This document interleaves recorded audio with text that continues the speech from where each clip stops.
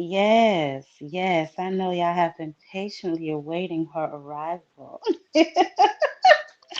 What is up, everybody? It has been a week, and I have got to say that this week just dragged without my beloveds. I tried to drop enough videos for y'all to hold y'all until the mother got back, but it has been a while. So y'all know I want to know. Did you meet my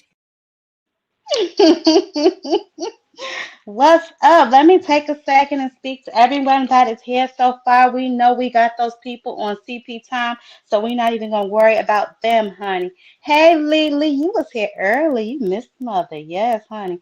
All things, what's up with you? The aircraft carrier. You gotta hit that link one time, cause today we're gonna talk about your mans and them. But don't worry. Oh shit! Oh shit! Up in the building. What's going on with it? Miss Joette, how are you? Yes. Hi. Hey, Miss Barbara. I ain't seen you in a minute. I hope everything is okay with you. Jay Will, what's going on? I be dropping them throwbacks with you and mom, Miss Barbara. I said I know you and Mr. Greg just love, love, love those, and flawless mentality too. So if I don't do nothing else, I'm gonna make sure y'all get y'all throwbacks on Thursday. That is my thank you to y'all for putting up with some of these YNs that click my link, honey, and get up on my panel and act like they is crazy. So that is my thank you to y'all for that. So I hope y'all are enjoying them. I have to do a couple of little tweaks here and there because YouTube started hating. You know, they started giving us a strike for some of the videos. So far, we've been good with a couple of them, but if y'all watch them when they first come out and y'all try and go watch them later, y'all may be like, why is the blank screen in the middle of this where the fight should be? Now you know why, because they trying to strike a sister. But, you know, you can't keep a good girl down, honey. But yes, we are here and we have plenty to discuss. The beginning of the live is going to be just a little serious because I want to update y'all on what's going on with that Ali Act. I don't know how many of y'all watched my Ali Act loophole video that I published early, like in July, about what is happening now. So I just kind of want to update y'all. I want to give y'all my thoughts on what is happening with Dana White, old bald head ass, and what him and Turkey Al Sheik are planning to do with our beloved boxing. Because I will tell you what, if they take these naked men from me, I mean, these gentlemen who get in the ring and risk their lives, if they do this, boy, oh boy, mother is going to be upset, honey. But, oh my goodness, I do? I sound like what? A 911 call center. Upper. Oh no. Can everybody hear me okay? Zark what's going on?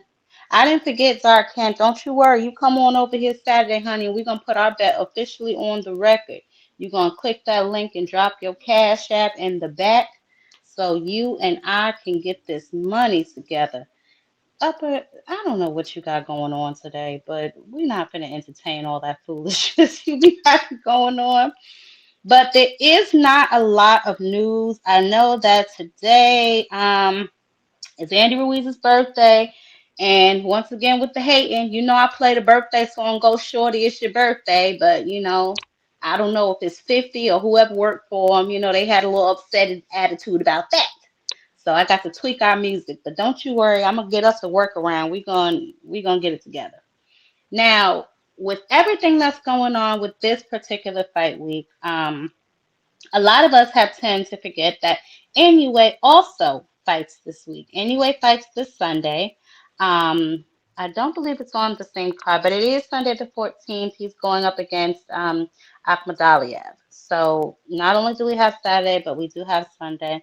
We're gonna go in there and see what he has going on. If I believe whoever wins this, I believe he fights maybe again in November or December if he wins this particular fight that he has coming up on Sunday. And poor me because I really did forget with all of this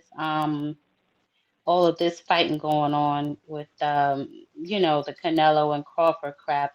I forgot all about Port anyway, but I definitely will make sure I drop a video possibly for him and just update y'all on where y'all can watch his fight and all that other kind of jazzy mess that he got going on. But he does fight on Sunday, so we are gonna make sure that we check in with him and make sure that what I'm saying, we give him an eye and see what he got going on. Cause anyway, be bringing that smoke.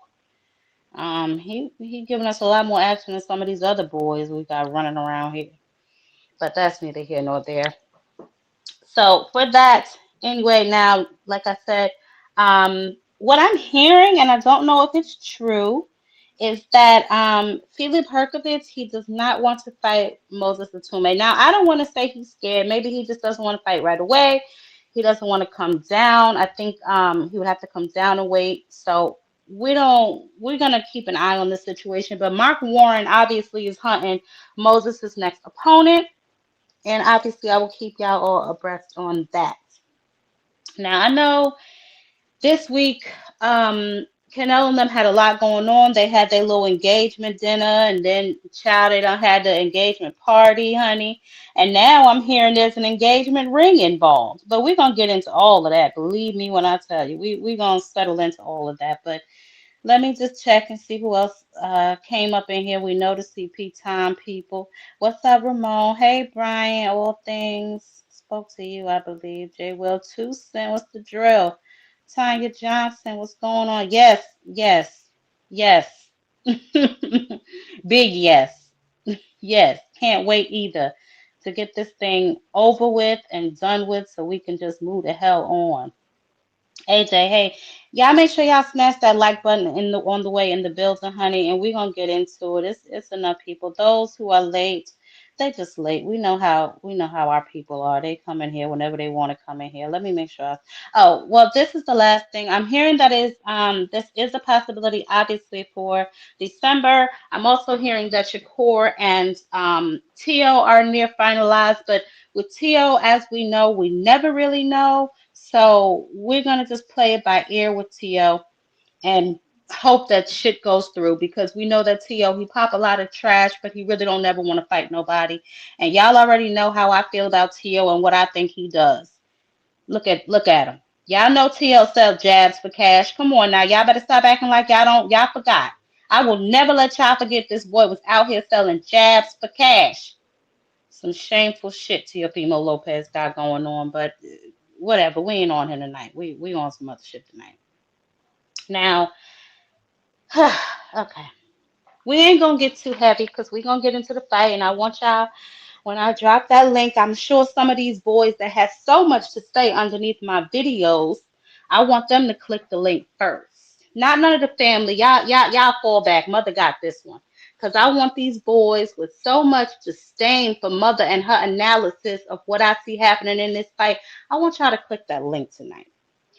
But before we get into all of that, I want to make sure we cover what's going on, Crush the Legend. Y'all make sure y'all smash that like button on y'all way in the building. Let's go ahead and get into some of the stuff that I really wanted to just talk about because I'm not sure what's happening, right? Well, I think I know what's happening, but I want to know what y'all think about what's really going on, right? So I did read the article. Is this the one? No, that's the next one. I did read the article about by boxing scene. Obviously, they were extremely vocal about not being able to get any credentials for the big event on Saturday. Now, obviously, they're trying to paint this as some big event. I don't personally feel that way. That is my business, guys. I feel like this fight is being forced down our throats. I feel like it's a bunch of smoke and mirrors. I feel like they are intentionally, how like previously when Turkey Al Sheikh said, oh, it had like whatever zillion impressions, and we like, there's not even that many people on earth. Like, you know what I'm saying? So I feel like it's one of those things again where it's like they want you to look this way so they can do some sneaky shit that way. And here's what I mean. So the sanctioning bodies, the WBA, the WBC, the IBF, and the WBO, They have been allegedly frozen out of what some people, like I said, are calling this big event, right? Now, according to them, they have been unable to get access to this fight all week, right? Since before. They haven't been able to get access, and especially now, right? So, traditionally, obviously, the representatives of these belts, right? The representatives of the belts from whatever sanctioning body, and if it's all four, then all four, but whatever belt is on the line in a major event, they are there to present the winner with the belt. You know what I'm saying? From their sanctioning body, right? But so far, they're saying that they have received no communication, okay, from anyone at TKO. And this includes an answer on who or when they can present the belt to the winner. Now, they did say that, well, not the sanctioning bodies. We're going to get into the media in a second, but the sanctioning bodies. Suleiman has attempted, as he says, multiple times by phone and email to confirm their credentials, their seating arrangements, possibly the protocol. He has gotten literally no response. This is what he's saying, right? Okay. Now, that's for the sanctioning bodies. He say, he doesn't want to throw smut on their name. He obviously thinks that maybe it's being overlooked with such a big event. Me personally, I think it's being done on purpose. But who am I? That's the sanctioning bodies. Now, as for the media, boxing scene has also said that they have been denied credentials. They have not been, I guess, invited to a Riyadh season event in the last, few events. They're saying anyway. They have been unable to get anyone on the phone. Actually, they said they were approved by, I believe, TKO, right? And then a few months later, their credentials were reversed. So when they reached out to find out why this reversal took place, they were told a very generic answer that, for TKO it was fine, but however, with the other promoters included in the event, which are obviously Stella and Turkey Al Sheikh, they were denied for that portion, which marks like the third or the fourth time that they have been denied credentials for a Riyadh season event. Now, I will tell you what I think is going on, right? We're gonna get into Dana White and all his antics in a minute because I also want to go over what the hell is happening here. Now, y'all know I reported on this in July, right? And so I've been like, peeking and seeing what's happening and paying attention. And obviously now everything is coming all to a head. What's going on, Blue Hustle Man? How you doing? So like I said, I don't know how can I like say this without because I'm not a hateful person, but when I read and I see stuff like this and I can peek what's going on and I know that people are doing things and they're not being pure, I tend to get a little upset. So I'm just gonna talk to y'all as if I was on the phone with one of my siblings and we just have a conversation. When I drop the link, y'all can let me know what y'all think, right? Most of y'all know that Turkey is working with Dana, right, and the TKO League and their plans to alter the Ali Act in many ways, right? Right. But before we get into the latest batch of bullshit, I just want to remind some of you that may have forgotten who Dana White is. This man was sued for, I believe, $375 million. Okay, he is known for his horrible business models of underpaying fighters in every way possible. So basically, the company wins and the fighter gets whatever the hell he decides to give you, right?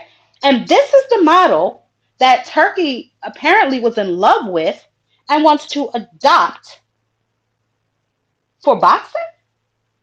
So currently, with the Ali Act that is now in place, At least these boxes got some sort of leg to stand on. Is it perfect? No, it is not. Does it need improvement? Yes, it does. Does it need a complete alteration to a UFC model? Hell no. He talking about he wants this thing to be like the NFL and the NBA. Sir, those are team goddamn sports with a whole goddamn organization that oversees them, which is clearly what he wants to start doing. He wants to take these men from independent contractors to employees, right? He wants to strip them of whatever little, I guess, power that they already yield to bend him to their will. Okay, so they went down Monday. I think it was this past Monday, right? They had the meeting, right, for the Revival Act as it was on its face, right? And that, of course, and in my video, I told y'all that was presented by the Republican and the Democrat. I believe his name was Ryan. What is his full name? Ryan something and Shell or something. I'll remember. I'm too fired up right now. But anyway, they went there, I guess, to try and see what they can get done for this particular alteration. Right now, they're calling it a revival act, but really, it's a completely different structure altogether. Like I said, he wants it structured somewhat how the TKO is structured, right? So there will be no stars, right? Now he claims he already has a stable of some fighters, right? I'm assuming this weekend is going to be their kickoff or their rollout. So if this is somehow true, and he does already have all of these elite fighters or some fighters, the fault belongs to the current promoters who were asleep at the damn wheel. I don't have no sympathy for them, all while they were thinking Turkey was a lick, and I was too. So I'm not going to say that they were wrong. Letting him talk to their fighters without the damn representation. This is what they get. Now, in my opinion, there will be no winners in this situation if this shit goes through outside of Dana White, Turkey, and Zuffa. Ask yourself this. If there was really about improving the sport of boxing, why the hell did you go and get Dana White? Why not continue to do what you came in this game doing, or at least pretending to do? Play nice with the promoters, see what they're doing, at least understand what they've been doing for the last 20, 30 plus years. Hell, Oscar De La Hoya graduated from a boxer to a damn promoter. You think he don't know this business? I mean, granted, he's spent a couple years, y'all know what he was doing, but that's irrelevant. That's not why we're here. So, doing whatever he was doing, but still, you know what I'm saying? Make no mistake. I'm not crying for these promoters whatsoever, but this will have real life consequences for all parties involved, right? So now they, like I said, they want to say it's a revival act, right? So let's go through some of their little revisions, honey, of what it is that they think they're about to do. Let's see. The UBO, right? They want to pay, what is it, $150 a round. Now that's low, and it don't fully cover the cost of training and travel. They are saying they will mandate injury coverage, a minimum of 25,000 for injuries. Now this, they said this is going to be like a national standard, right? Whatever. Now, the contracted boxers, the ones that are working with them exclusively, signed to TKO, they will have access to training facilities and equipment for whatever rehabilitation needs they have after like a bad fight or whatever the hell the case may be. Right? Cool. Like I said, they tried to introduce this back in July. There, Brian Jack, and he's a Republican, and Sharice Davis, who is a Democrat, obviously backed by Turkey, Dana White, Turkey, and Nick, what the hell is his name? Nick Koloff. He is with the WWE, which is obviously the parent company of all of that trash that they got going on over there. Now, this took place Monday, right? They received so much pushback. I reached out actually to Rachel Donaire because I read that she was there and she testified, and I wanted to know, like, what was the atmosphere there? How was it? Like, how did it seem in there? You know what I mean? She hasn't responded to me. Um, but the reason I was asking is because I wanted to know, like, did it seem like they were in there, trying to push this through, or did they seem like they were really genuinely giving a damn what people had to say? So obviously they got a lot of pushback, and now they have shelved the bill until December, right? So I'm hoping with them shelving the bill, they realize that nobody's interested in this shit. I mean, especially and a lot of the box. I don't think it was a lot of box. I think one of the UFC guys actually showed up there to testify. Um, Now, if passed, they will be able to create the UBO, which is the Unified Boxing Organization, as I mentioned before. If you didn't watch the Ali loophole video, please go watch it. Now, under this bill, they will be allowed to run their own ranking systems, award their own titles, organize their own events, and under their full control. And if you have any series which is what I think they got going on now, they will only allow their media to cover it, which is how we got here, guys. They don't want Suleiman and them there. They don't want boxing scene in them, denying their credentials. It all sounds like they're already gearing up for this to pass. They've already started denying credentials. Like I said, this was not the first time boxing teams said their credentials was denied. Now all of a sudden you're freezing out the sanctioning bodies. You're presenting this damn ring or whatever the hell that is. Where is it? Because I know I loaded that picture. The damn ring that they got instead of the belts now. It's craziness. It's pure craziness. What's going on? Yeah. So I just don't understand why. I don't know. And like I said, when I drop the link, y'all tell me, because I personally don't feel like this is going to help the sport of boxing at all.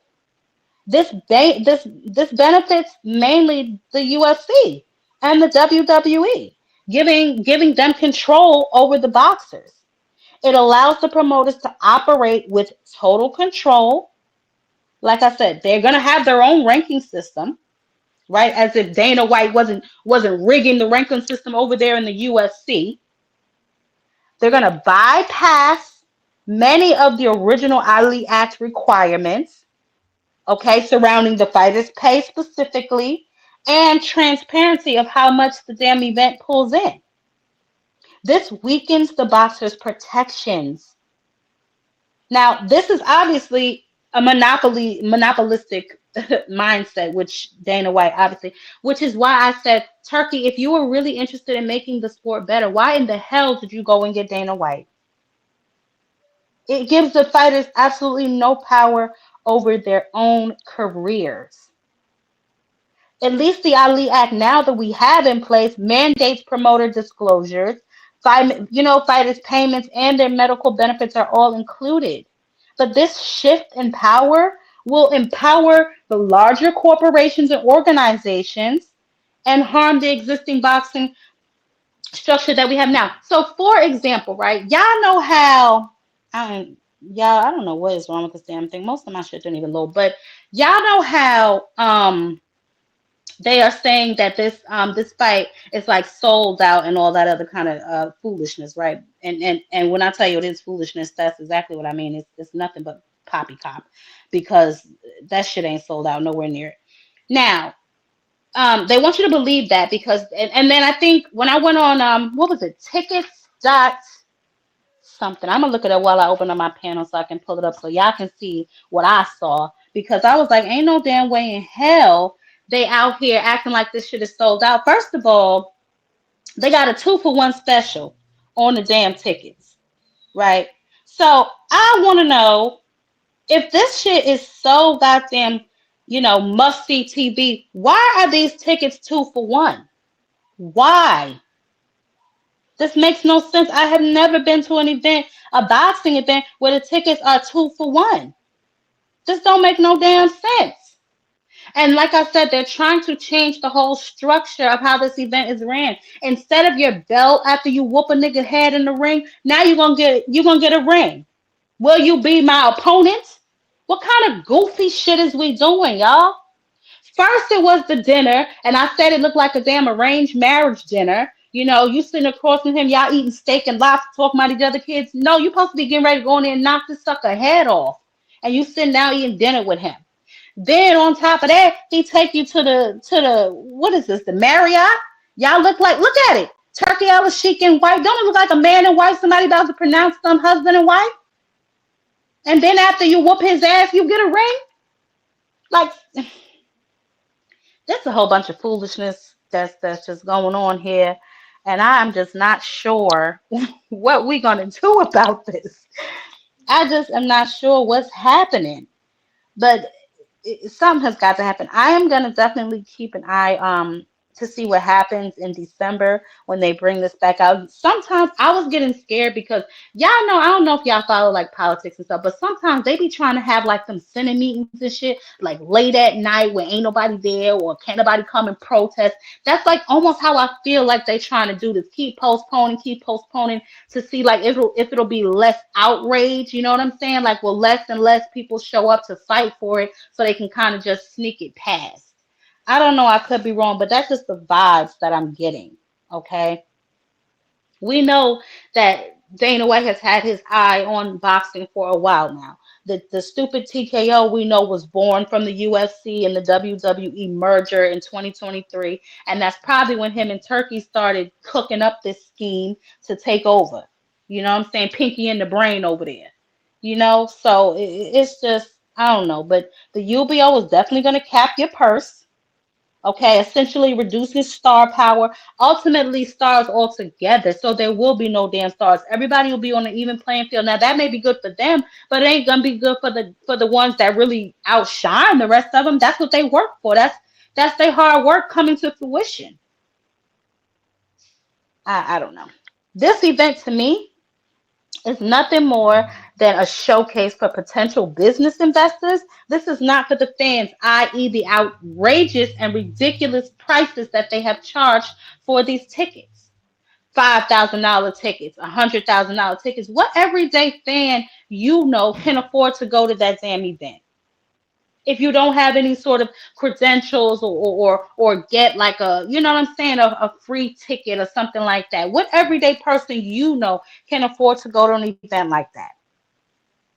The price points for these tickets were geared directly towards corporations. This is more or less an investment for them. This is not really a boxing event. That's why it doesn't feel like one, because this isn't for us, it's for them and whatever nonsense they got brewing up for after the damn fight. Speaking of this fight, right? I want to know what y'all think. Is this a legacy fight? And for who? Or is this a money grab? I mean, because I watched that the Grand Arrivals, and then I'm so sorry, my videos aren't loading for whatever reason. I watched the Grand Arrivals, right? And I watched half of the press conference today before I had to get ready to come on here. And I know that they were booing Crawford, which signifies to me that the majority of the people in attendance were of a Mexican descent, right? And so obviously they're tribal people. They're gonna go with Canelo, you know, that oh, viva la Mexico, you know, all that shit, right? Which I'm not mad at that. I just, I ain't gonna lie, I was laughing. But when I watched the Grand Arrivals, right, I don't know about y'all, but I had to watch it on mute because it was so much gobbling going on in that damn in the announcements with the commentators as they were doing the Grand Arrivals. It was like, oh my God, give me your address so I can mail you some knee pads. It was horrific. So I had to mute it. And then obviously when, you know, they were talking, I would unmute it. Obviously Crawford said that there was nothing wrong with his, you know, his shoulder, that he was not hurt. He doesn't know where these outlandish accusations or whatever the case maybe came from. But then I started thinking, well, where did they come from? Who would make that up and why? Like I said, incoming excuse or excuse loading, because where the hell would anybody just make that up? And why would they do that so close to the fight? And then you hear Canelo, oh God, is something wrong with his hand? Just Grandpa's gone wild. I need to sit down. Every time I hear all this other shit, I just want to know, why are y'all doing this then? Now, we don't know if Crawford is going to retire after this fight. He needs to, because he's not going to stay at 168. He's not going to go back down to 154 because them live dogs down there. And I'm going to drop the link after I say what I got to say because I ain't scared of you niggas. I said it before and I'll say it again. He is an opportunist. And what they think is that they see something in Canelo that they could capitalize on, just like they did with Earl Spence. And I don't care what none of y'all say. EJ did not look right that night. Argue with yourself. But in my opinion, he is an opportunist, always has been, and his resume is mediocre. Now, if in fact he is able to beat Canelo, because yes, he does have an opportunity, and yes, he does have a chance, but Crawford is a skilled. I just threw up in my mouth a little bit. 1 second. He is a skilled boxer. Mm, mm, mm, mm. He's a very skilled boxer, okay? He does have a lot of dog in him, and he is very resilient. So, no, I do not expect him to go in there and lay down for Canelo. However, I didn't expect Jamal Charlo to go in there and lay down for Canelo either. So we're going to see if he can take Canelo's power. And yes, that is a major part of it. I know some of y'all say only thing people are worried about is the power. Well, God damn it, that's a major part of it, right? And in order for that power to be effective, guess what you got to have? You got to have timing. You got to have some sense of ring IQ. So stop it with the narrative that Canelo is just some sort of brute that just gets in there and swings for the fences, because if that's the attitude and the mentality that you're going to take into watching this fight, you are going to be in for a rude awakening, right? And so far, it seems like both teams, I don't want to say have a misconception of one another, but maybe they are overly confident. So we're going to start with this one. Now, hold on, let me move my ticker so we can get into this. Because I know you boys get emotional when mother says things. Okay, our plan is simple. Attack Canelo, can be outboxed. Bud will figure him out. Bud figures out everyone. Bud will own the second half of the fight. Notice he said the second. Bud will go upstairs. Bud will go upside his head and knock him out. Canelo can't keep up with Bud. It's that simple. Now this is what Bomac said. This is what Bomac had to say, right? The second half of the fight, because they are anticipating Canelo getting gassed by the sixth, possibly seventh round, right? This is what they are anticipating, because possibly this is what they've been seeing for Canelo the last couple of fights. Now, you'll get no argument with me that Canelo has looked to be phoning it in, for his last several fights. But I don't think that y'all understand he is going to get up for this competition, because he knows that this is an opponent worthy of him getting up for. So I don't know if this is the right attitude for him to have. I mean, if you studied the man for this long, and this is the perception you have of him, then cool. You know what I'm saying? I'm not saying he's right. I'm not saying he's wrong. I'm just saying that I think that they're a little bit more aware of what's at stake in this particular fight than they would be going up against the William Skull, who just ran around the goddamn ring the whole time for whatever goddamn reason, right? And then obviously we saw this. I can't see any way Canelo can hurt him. Crawford can hurt him. I can see many ways Canelo can hurt Crawford. That's the mentality that we're going into this with. I don't disagree, right? I don't disagree. And I think that for those of Buzz fans who are saying that he's going to knock Canelo out, and it's going to be easy work and all that other kind of their foolishness, I'm going to tell y'all this right now. And I want y'all to hear me when I say it. If he knocks Canelo out, and Canelo ain't never been knocked out his whole goddamn career, if he so much as wobbles Canelo, I want him arrested in the ring immediately. I don't give a damn what y'all talking about. I want him arrested immediately and taken to somebody's lab, not Vada's. I want him taken somewhere immediately and tested, because I don't believe you. I don't believe you for one goddamn red second. Now, I just had to get off my chest. For this particular fight, I did give my breakdown in my video where some of you men got emotional and attacked Mother, right?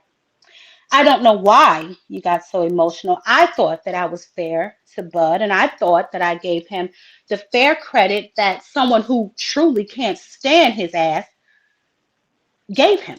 I mean, I didn't try and minimize his power or his ability or anything. I thought I gave him fair, whatever what he deserved. I thought I gave him that, okay, which is more than some other people will give him. I just want to be honest and say that. But like I said before, we have to see a number of things in this fight. We have to see if his power carries, right? Now, I believe that he should have respectable power. He's gonna need it because I don't remember any like one punch knockouts. So the most important thing for him to do is going to be he's gonna have to gain Canelo's respect. Because if he can't, y'all, it's gonna be a long, grueling night for that boy Bud. Okay? Now, he said that he's been sparring guys that are bigger, for so long, and that's good, right? But you also had headgear on and a different ounce pair of gloves on. And they ain't really trying to hurt you. Canelo trying to end you, my boy. So that's just something to take into consideration when also looking at this fight. Now, he hasn't been fighting up to I guess 168 or whatever. His I think it was 154 was his last fight, which was Madrimov. He didn't really look that great. I didn't say that Madrimov beat him or anything like that, but I said he didn't look great, and he didn't. And if you think he did, then that's your opinion. My opinion is he did not. Okay. Now, he didn't fully acclimate to 154 pounds. He had the one damn fight and then he bounced his ass. Now he's sitting around waiting on Canelo, right? He don't really have anything for Canelo, in my opinion, y'all. And let's talk about how he looks bigger at 37 than he did in his prime, right? He's more shredded than the lower weight class. It's just I'm not gonna put no jacket on nobody because I don't know what the man doing. I don't live in his house. I don't train with him. I don't do none of that foolishness there. But I'm gonna tell you this, and I'm gonna say it. You cannot go get older, right? And start looking, man. Look. Listen, I'm not gonna put no jackets on nobody, but I will say what I just said. You cannot be 37 looking bigger than you did in your damn prime. Hello. He is not natural. Argue with yourself. But I'm not going to go there. If y'all want to say Victor got him on a special program, I'm not going to ask y'all what program. That ain't my business. But I will say this. That shit ain't natural. Now, as far as Canelo goes, right? I know a lot of y'all like to say he on clenbuterol or whatever. I could have sworn Canelo cleared himself. Okay, he took his little hair test and went on to do whatever he had to do to clear his good Christian name. But if y'all want to say he's on the Reynoso sauce, y'all won't argue with me because it's a lot going. It's a lot of poppers over there, and it's too many to be a damn coincidence. Now, Canelo is not going to get credit for this fight. Period. Point blank. Okay. He's fighting somebody what 3 weight classes smaller, right? Canelo has made his pro debut when he was 15 years old. 15. He has been with Reynoso. I don't think he's ever traded or changed. The same with Bud. Bud has been with Bomac for all these years. So it's going to be trainer versus trainer in this particular situation. Do I think that Bomac is a better trainer than Reynoso and whatever it is that they got going on over there? I really couldn't tell you because outside of Bud, a lot of Bomac's other fighters have taken losses. What's my man's name that we just seen get knocked out by Rodriguez, the boy from Bergen County. The one that's always with Keyshawn, and then he just get knocked out a couple months ago. Wasn't he training under Bomac? Keyshawn ass just missed weight. So I don't know. I don't know. I don't know. I ain't gonna get all up into all, but I will say that that is definitely gonna be, you know, a battle of the heads in the corner. Bomac, and I won't take anything from him. He's absolutely an amazing trainer. He's gotten Bud to where he is now. You know what I'm saying? So I can't take that away from him. But as I said, I just that don't look natural to me. Y'all can, do with that what you will. But I'm gonna see because I know some of y'all are very emotional. So I'm just gonna see what's gonna happen. Because you know what? I don't like being attacked, you know. And some of y'all are just so emotional sometimes. I don't understand it. But I'm gonna let y'all come play with mother. We're not gonna be up here all night because you know what? I think that card is on that has Jaleel Hackett up there. And I want to see how he bounces back because I think he just took a loss too. His last fight in Puerto Rico, I think, was his last loss, if I'm not mistaken. Shout out to Miss Barbara D in the super chat. Yes. Yep. No, Miss Barbara D, we don't subscribe to that. Just because you black, I don't do all that foolishness. We ain't off that. Salute, Mr. Altruistic. Yes, they're very emotional. I don't know why those gentlemen attack me. They're hilarious though. But I do. Okay, so let's go here, right? What do we think that this fight means for the sport? To me, it don't mean a damn thing. It is nothing more than a money grab from where I'm sitting, right? For Bud, right? Because Canelo, we know he got money. Canelo been robbing the bank, and I've said this all the time. Canelo been robbing the bank without a gun for years. So he got money on top of money on top of money. You know what I'm saying? And I'm not saying that Bud is not well off. I'm sure he's made some really good investments. I know he had that store in Omaha. It was like a clothing store or something like that. So I'm sure that he, has made some really good investments. So I'm sure he's not broke. You know what I'm saying? But and does not have Canelo money. What's going on, band up? Salute, Jab Queen. How Salute. are you today? You off I'm your good. probationary situation? You said what? You off your little probationary situation? Yes, free a real nigga. But what's Oh, up? you did? You did? Yeah, I'm about to go do security at the Khalid concert right now in a minute. Yeah, I'm about to head there. But nonetheless, hey, that whole Bud got hurt with his shoulder or whatever. It came from some random ass boxing source on Twitter made that shit. And Just Do was just talking about that like 2 days ago. And he didn't know he ain't never seen the platform before. So and it just said that somebody it was very shallow.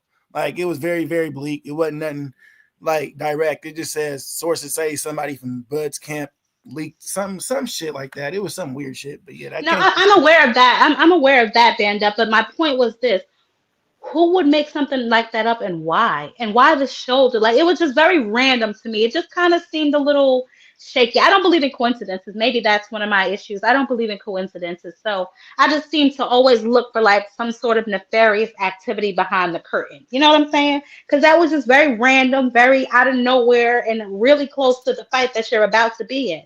So it just seemed a little random to me. That's all. and far as you talking about, Bud said, notice he's at the second half. I mean, that's what he does outside of Kell Brook. That's where he finished everybody at. The second half. Porter, second half. Avanesian, second half. Band Madrimov, up, I think. Madrimov the only one that went all the way in the last, what, 8 years, 9 years, 10 years, something like that. Mm, mm, mm. And everybody gets finished in the second half before he was with Snack. So I don't want to hear all that Snack stuff. He was finishing people in the ninth round before that. Look at the losses and look where it happened at. Vanda, I noticed that there's a sentiment going on with a lot of you Bud fans, and I want to be very clear to everyone that can hear the sound of my voice. Vanda, Mr. Greg, and Rick Timms are the only Bud fans I respect. Okay, the rest of you can bounce on his Johnson on your own time. But Vanda, I want to say this to you. I feel like a lot of y'all are thinking he can go into this fight like he goes into every other fight, and baby, that's just not true. See, I'm the type of Crawford fan that I take what fighters say as a word. And if he has all this confidence, and what I've seen, you know what I mean, even made me more confident this seeing him during this press conference, you know what I mean, or whatever. I mean, this little or whatever the hell it was, the little He arrivals. sounded a little shaky. He sounded a It's little not shaking to me. shaky. He's not the best shit talker. We all figured that out. You know what I mean? Yeah, Even he when doesn't really have a personality. Even when I some of the stuff I saw, like, "Hey guys, I'm getting ready to fight. Come on down and watch my fight." Like, boy, sit down. Let yeah, somebody else entertain mother. yeah, But I Buzz get what you're saying. Yeah, Bud's never been the best on camera guy. He's not the best shit talker. You know what I mean? But he just Hmm. talks certain shit. You know what I mean? Whatever the case may be. But oh yeah, he's definitely confident. You know what I mean? And it's getting what? It's about 48 hours away. I'm ready to see this shit. I'm ready to just put everybody's notions to bed. We're gonna hear Snack 20,000, 20,000 times after this. Everything gonna have to do with Snack and Conti, and then everybody ain't gonna give my man his respect, and then everybody gonna say what happened, and then with Canelo, and then what Canelo should have had did. But it's all right. You know what I mean? I mean, if he beats Canelo, I already told you what I want to see happen. If he knocks him out. Now, if he just outpoints him, because Bud is definitely a more superior boxer. But if he knock him out and all this outlandish stuff that some of these boys be saying, I want that man arrested in the ring immediately. I don't give a damn. Something ain't right. Ain't no way in the hell. Ain't no way. It just ain't no way. I'm not buying Yeah. it. Things happen. Things happen in boxing. We never thought in a million years Deontay Wilder would get dominated the way he did by Fury, especially after that first one. And then we never thought Errol looked the way he did. You know what I mean? We didn't Something was think wrong with Charlie. Fury glove, wasn't it? Something was wrong with Yeah, that glove. I madly agree with that. You know what I mean? But my man had the third fight to come back and do it, and he didn't do it then either. But I got a little breakdown on that. We get to that later. I got a whole breakdown that people should go and watch after that. But Okay.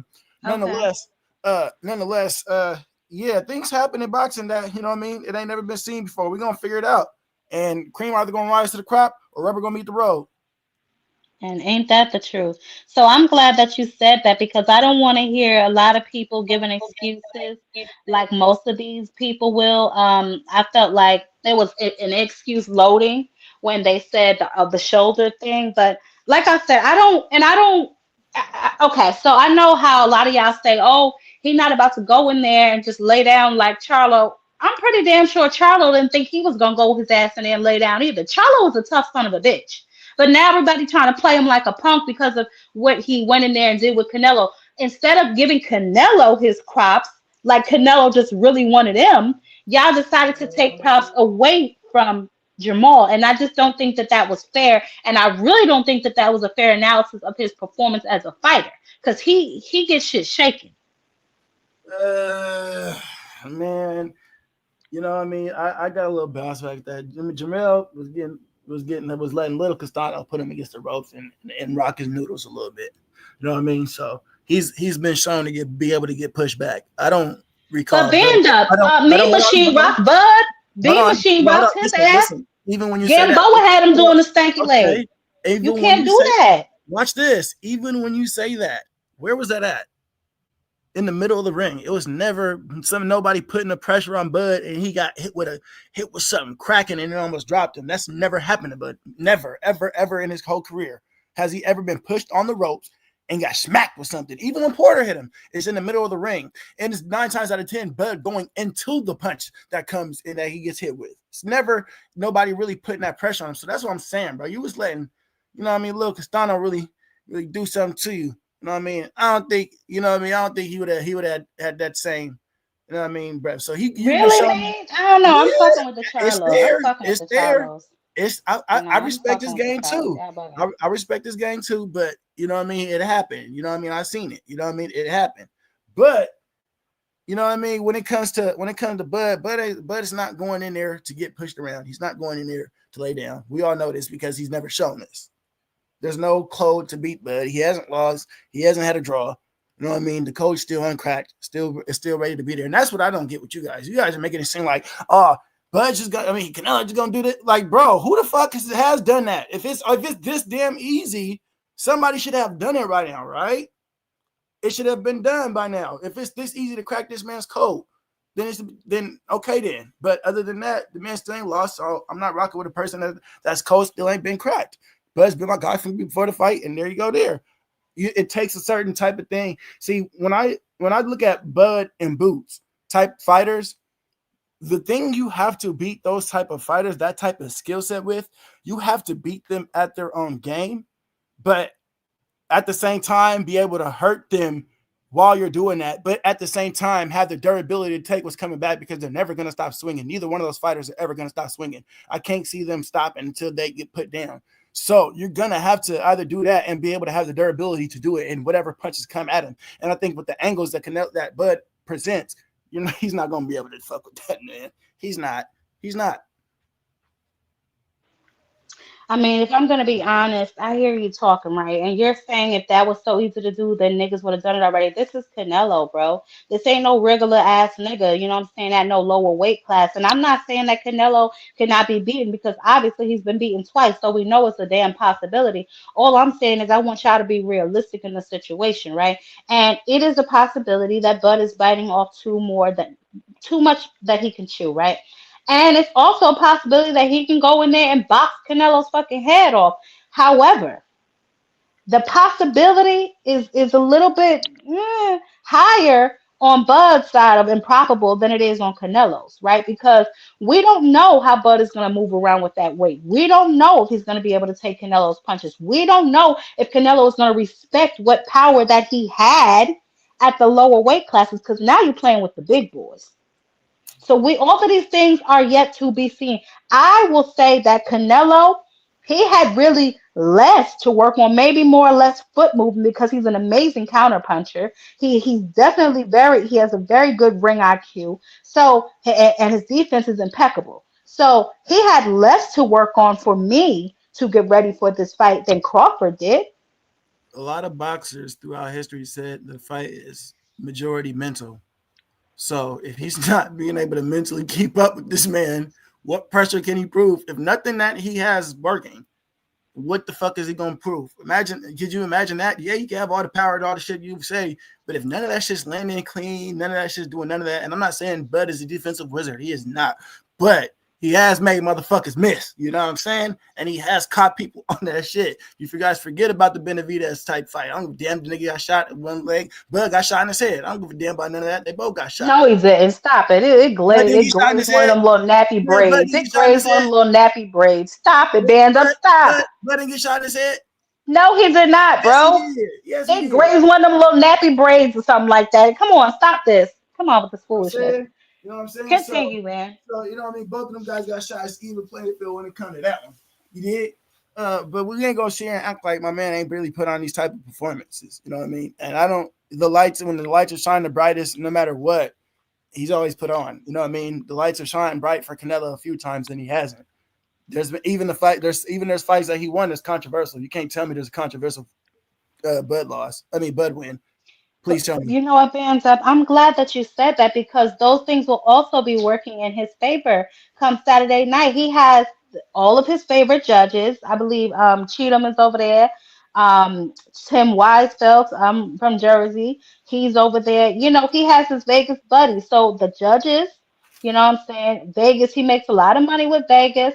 He pulls in a lot of money for Vegas. So all of these things are going to be working against, but not to say that obviously I would hope that if Bud wins, they would give it to him as the rightful winner. I was That's just what I gonna hope say. for anybody. I You was know just what I'm gonna say. saying? I hope if this man wins, if this man, bro, puts on a show, and they still give it to Canelo, and you fucking, I mean, not you guys, not you specifically, but the content creators start coming out talk about, but this, but that, but at the same time, you niggas can see with your own two eyes that man clearly won. Oh man, I'll be hotter than a Nah, motherfucker. you ain't got to worry about that with Oh me, man, Band I'll Up. be I'm gonna hot. keep I'll it a be hot. grand.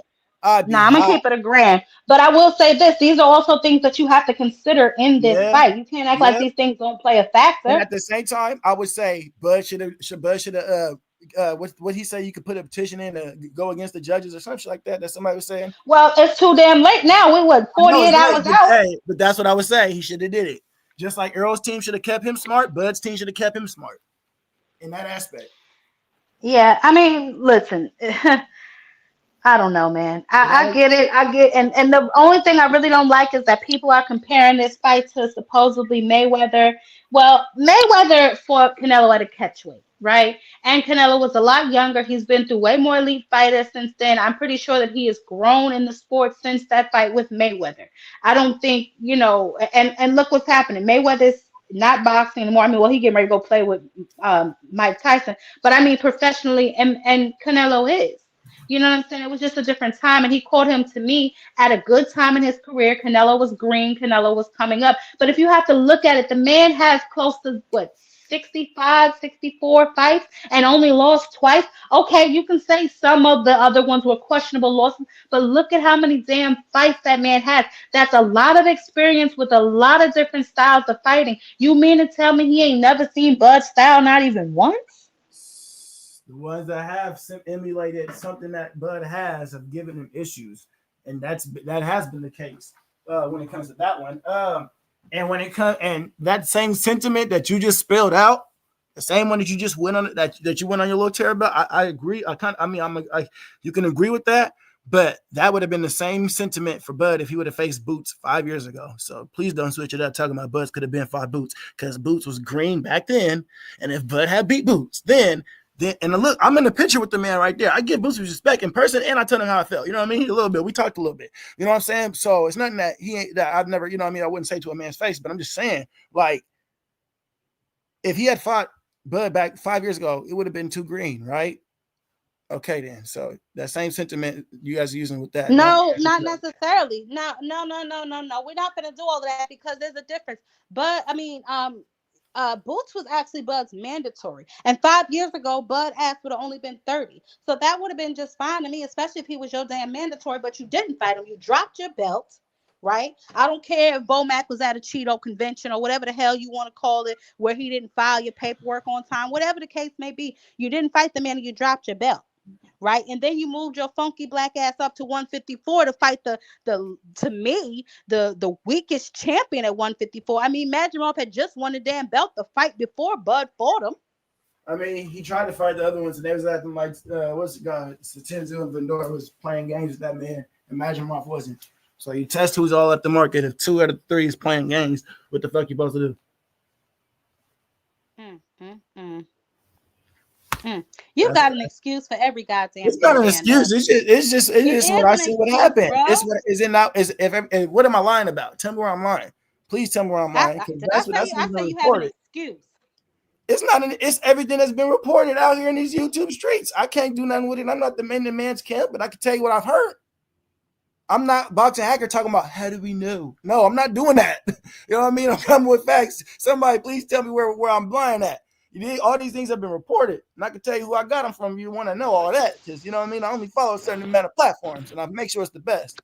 And you are one of the best, Jacqueline. Salute. Salute to you, baby.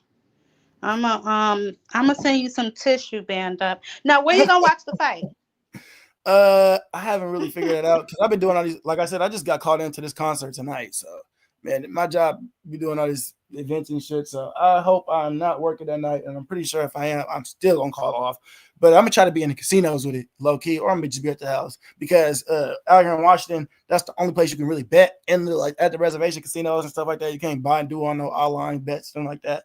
So I'll probably be in a sports bar, you know what I mean, cheering my boy on, taking a couple shots here and there, seeing my boy win. Child, please. I don't see it going that way, honey. But do you see him winning by decision? Please say decision, because don't come on. You got sense, band up. Say decision, if anything. I'm gonna say this. Like he told Errol, you mess up, you get put down. I don't give a damn about none of that. Anybody mess up on either side, they get put down. Actually, I can see Bud ain't ever hit the ground, so we ain't never seen him have to be put in that predicament. But neither has Canelo. Yeah, I can say the same thing for him. I know I said, but Canelo, you know, I can say the same thing for him. But hey, we're gonna see what they made out of when it gets to that time, if it comes to that time. But I do see, hopefully, like Bomac said, a landslide. I hope he just outclassed this man the whole night and just really beat his ass. And if Canelo want to stay there and take ass and keep taking that ass with him, boy, come on, with it. Because one thing we know, Bud's not gonna stop swinging. That's the thing about it. No matter what nobody want to say, Bud's not gonna stop swinging. Yeah, that's one thing I will say, and that's what I said really is going to make this fight interesting. Obviously, Canelo is going to have to put him down like a rabid dog because Bud, I don't see him. I don't see Bomac throwing in the towel. I really do think like he got too much pride for that. I don't think Bomac will do it even if he sees that Crawford's eye is shut like a goddamn nightlight. So I don't see that happening. But it's definitely going to be some decisions that's going to have to be made if it goes that far, right? And I really hope that it's at least entertaining and not boring. Because remember how excited and hyped we all were for the Pacquiao and Mayweather fight, and that shit was a dud. Yeah, I remember that. I remember that. And I wasn't even too huge in the boxing at that point, but I do remember that. I don't know. I mean, what do you think are going to be his paths to success? If because I know you think he's going to win. What do you think he's going to have to do to win? Punch between his punches. Like I said, not get pushed against the ropes. If you feel like you can take an advantage, don't sleep on your advantages. Go for it. Protect yourself on what's coming back. Just stick and move. You know what I mean? Go with it, and don't be scared to press on the gas. You know what I mean? Kind of figure it out. You know what I mean? On the fly. Swim if you got to swim with getting wet. Go ahead a little bit. Don't take unnecessary damage. Don't just throw without a purpose. Throw with a purpose. Outsmart this man. Get him on different angles. Have him fight in your fight. Don't fight his fight.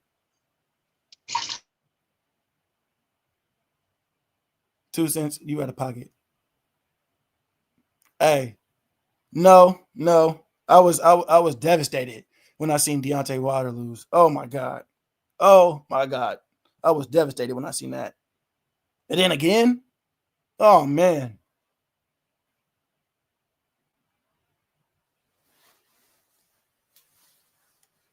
But your boy Band Up gotta go. I gotta go hit this Khalid concert. Salute everybody on the platform. I'm still listening. But yeah, your boy All gotta go. right, babe. Thanks Yes. for stopping by, and we'll see. I'm gonna be live on Saturday before the fight to take final price predictions. You don't gotta show up because I already know who you going for, but I'll see you after. I'm gonna do a 2 part so I can Mm-hmm. bring some clips. And All right. please be back when the men win, man. Come on. I went to Look. PJ's to get boys some Kleenex. See how thoughtful I am. I went and stocked up on you boys. All right, salute Jeff. Hi, you have a good one. Be careful. Don't be getting no more trouble, Banda. Jesus Christ on the cross. Yeah, so obviously, Banda has all the faith in the world in Terrence Crawford. Obviously, y'all know Mother does not share his faith. I think that he's gonna have to try and get Canelo's respect early. Like I said, at least if he has respectable power, he'll be okay. He's gonna have to constantly force Canelo to reset if he wants any type of chance of not just getting put on his ass and mollywopped down to the ground. He's going to have to force Canelo to reset. He's going to have to bank on the fact that Canelo's feet, are somewhat stuck in the mud. So we're definitely going to see how this goes. Like I said, I did watch some of that press conference, and I'm so sorry. I don't know why my videos wasn't on. I got to check what's going on Streamline. They got that little funky money. But my videos wouldn't load. I wanted to play some of the press conference because to me, Bud's voice seemed to be cracking.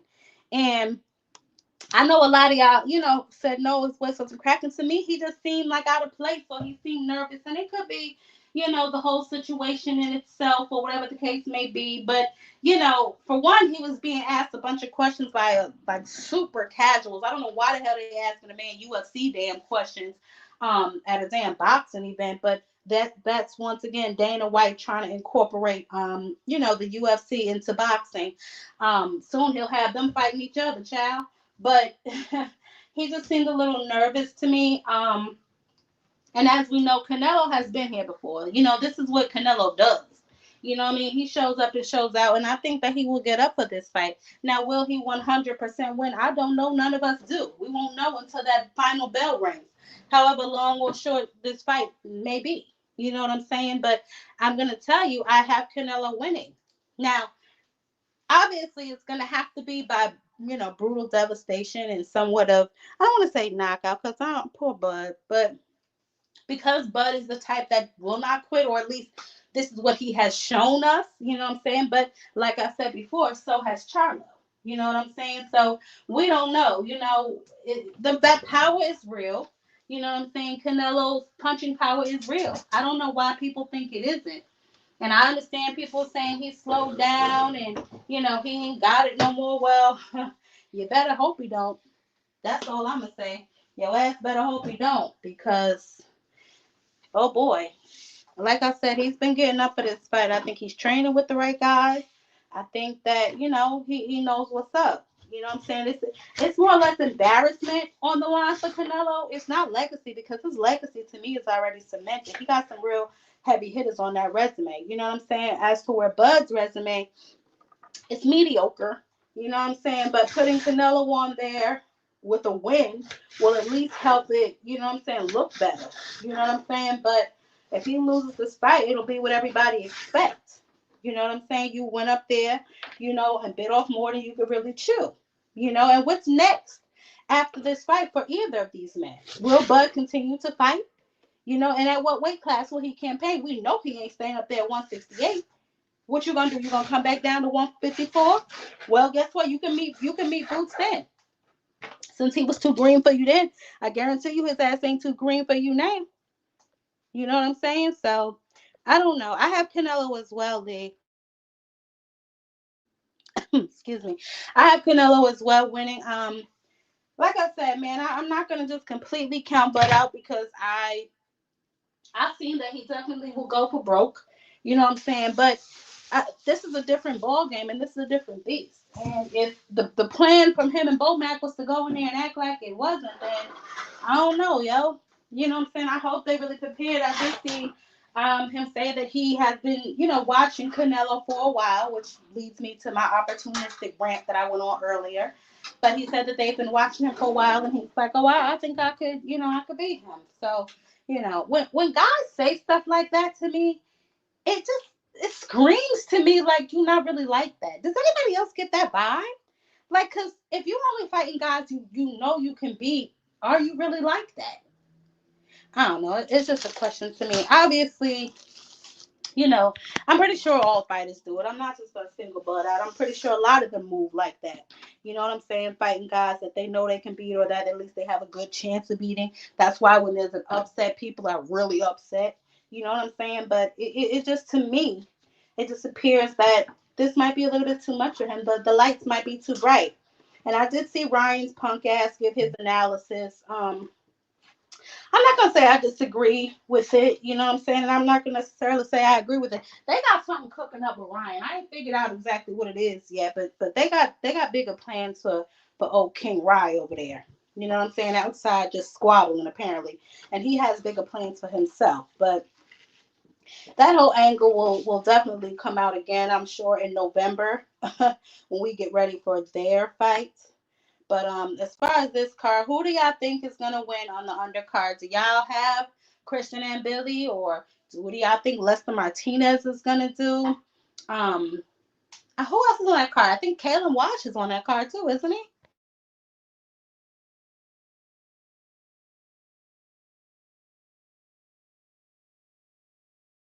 One second, y'all.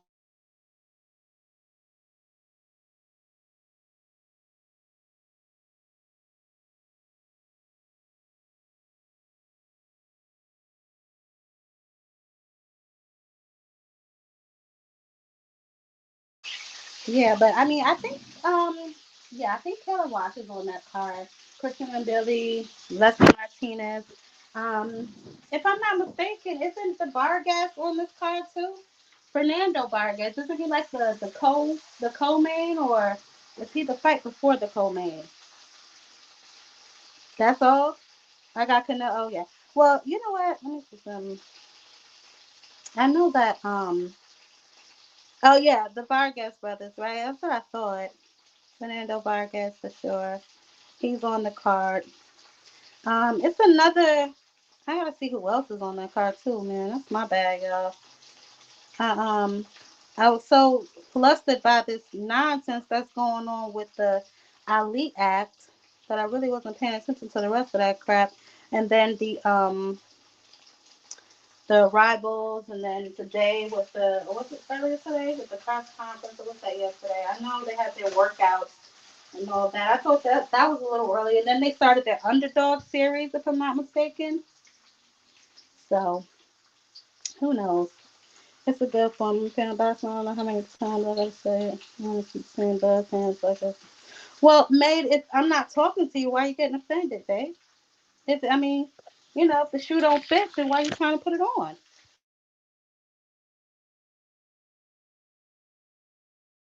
I'm talking about the ones who've made themselves known.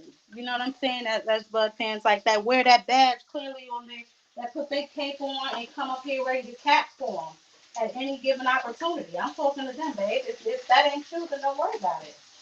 You know what I'm saying? I ain't talking to you this. I'm talking to the ones that just, you know, love to get emotional when you give an analysis of a fight that they man possibly does not have an opportunity to win. Because let's not act like he's always been the underdog. And that's another thing. They lied when they said that he was, because no, he was not. He's never been the underdog in any fight that he's been in. So this is definitely going to be interesting. I don't know if they're really grasping the severity of the situation. I think that they've looked at Canelo. More importantly, I think that they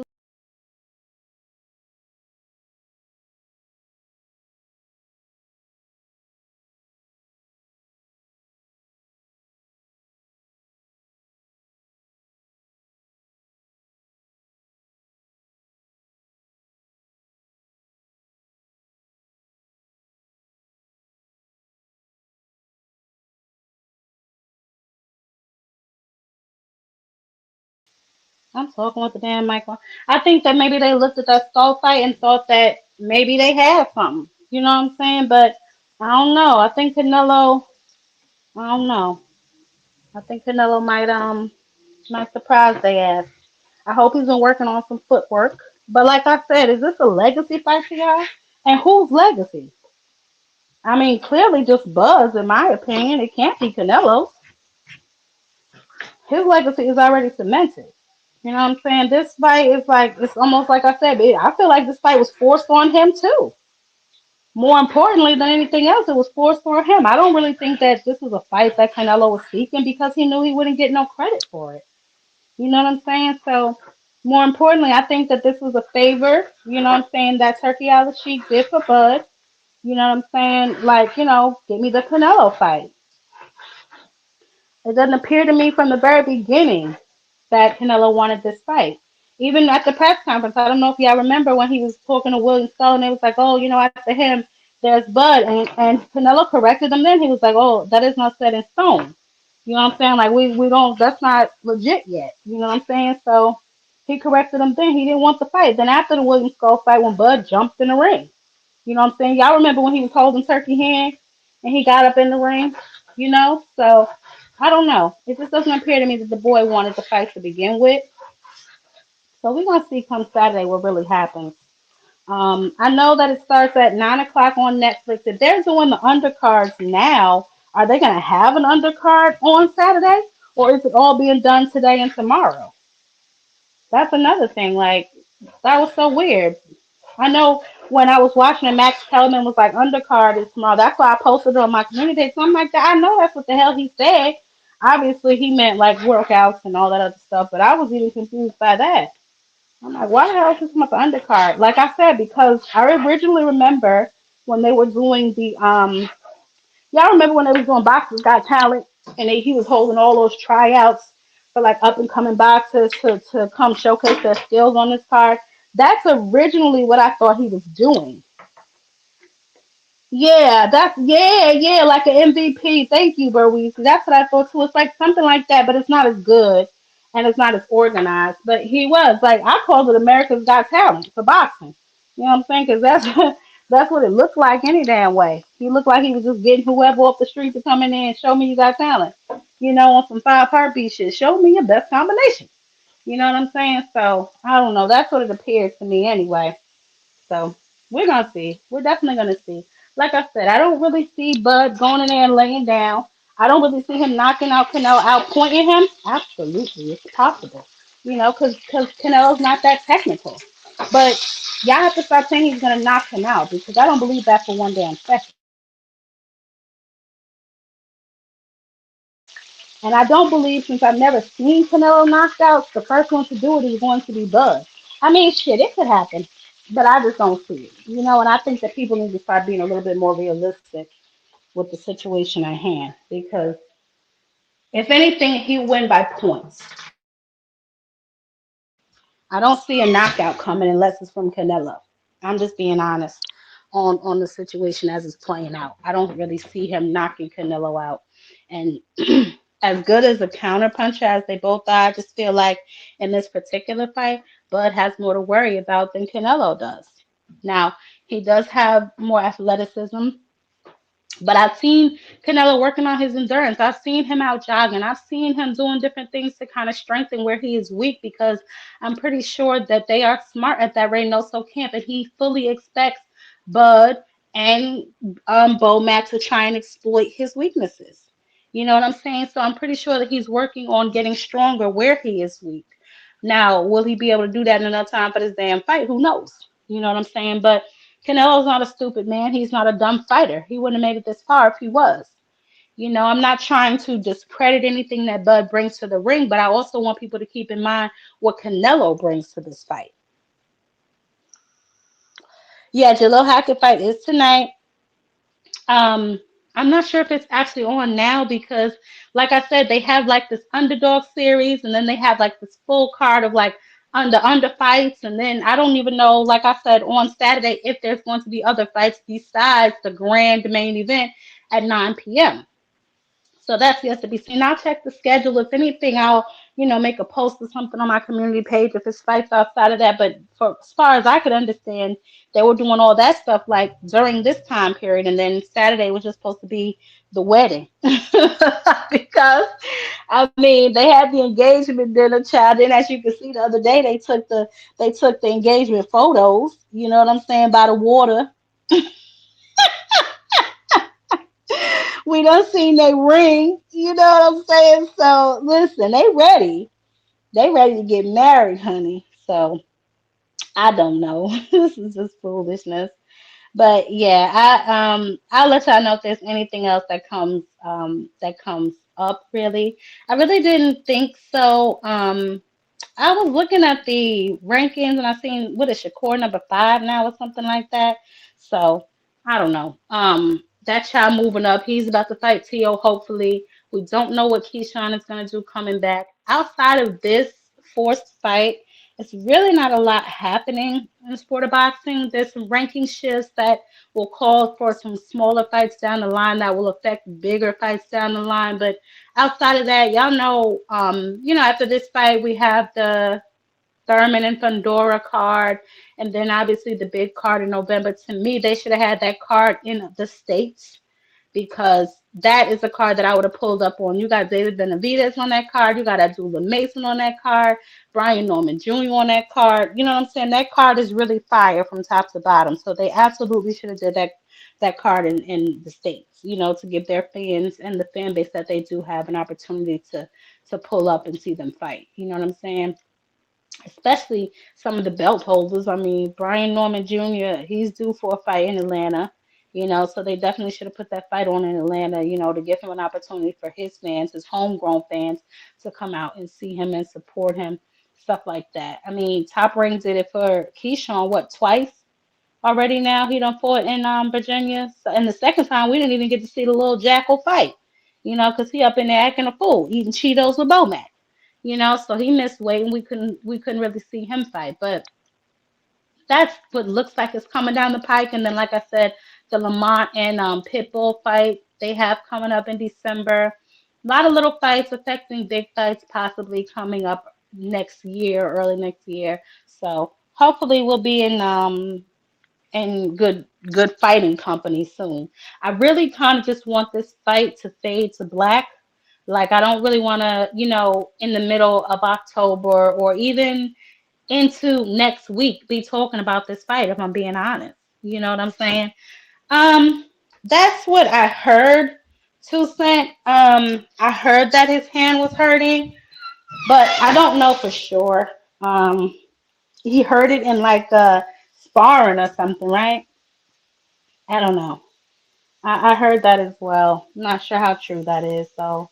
But I did hear that he did hurt his hand, just like I heard Bud hurt his shoulder. But now, Obviously that was fake news. So who knows?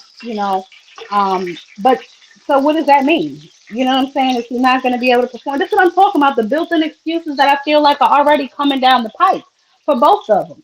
Y'all both falling apart at the damn seams. Why the hell y'all still out here trying to fight? You know what I'm saying? So I don't know. We're gonna see though. Shit, they ain't got nowhere to run now. 48 hours out, right?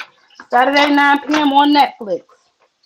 No extra charge, so that's a good thing. You know what I'm saying? Just log into Netflix. Let's hope they streaming works this damn time because I know for Mike Tyson and Jake Paul, that streaming was horrible.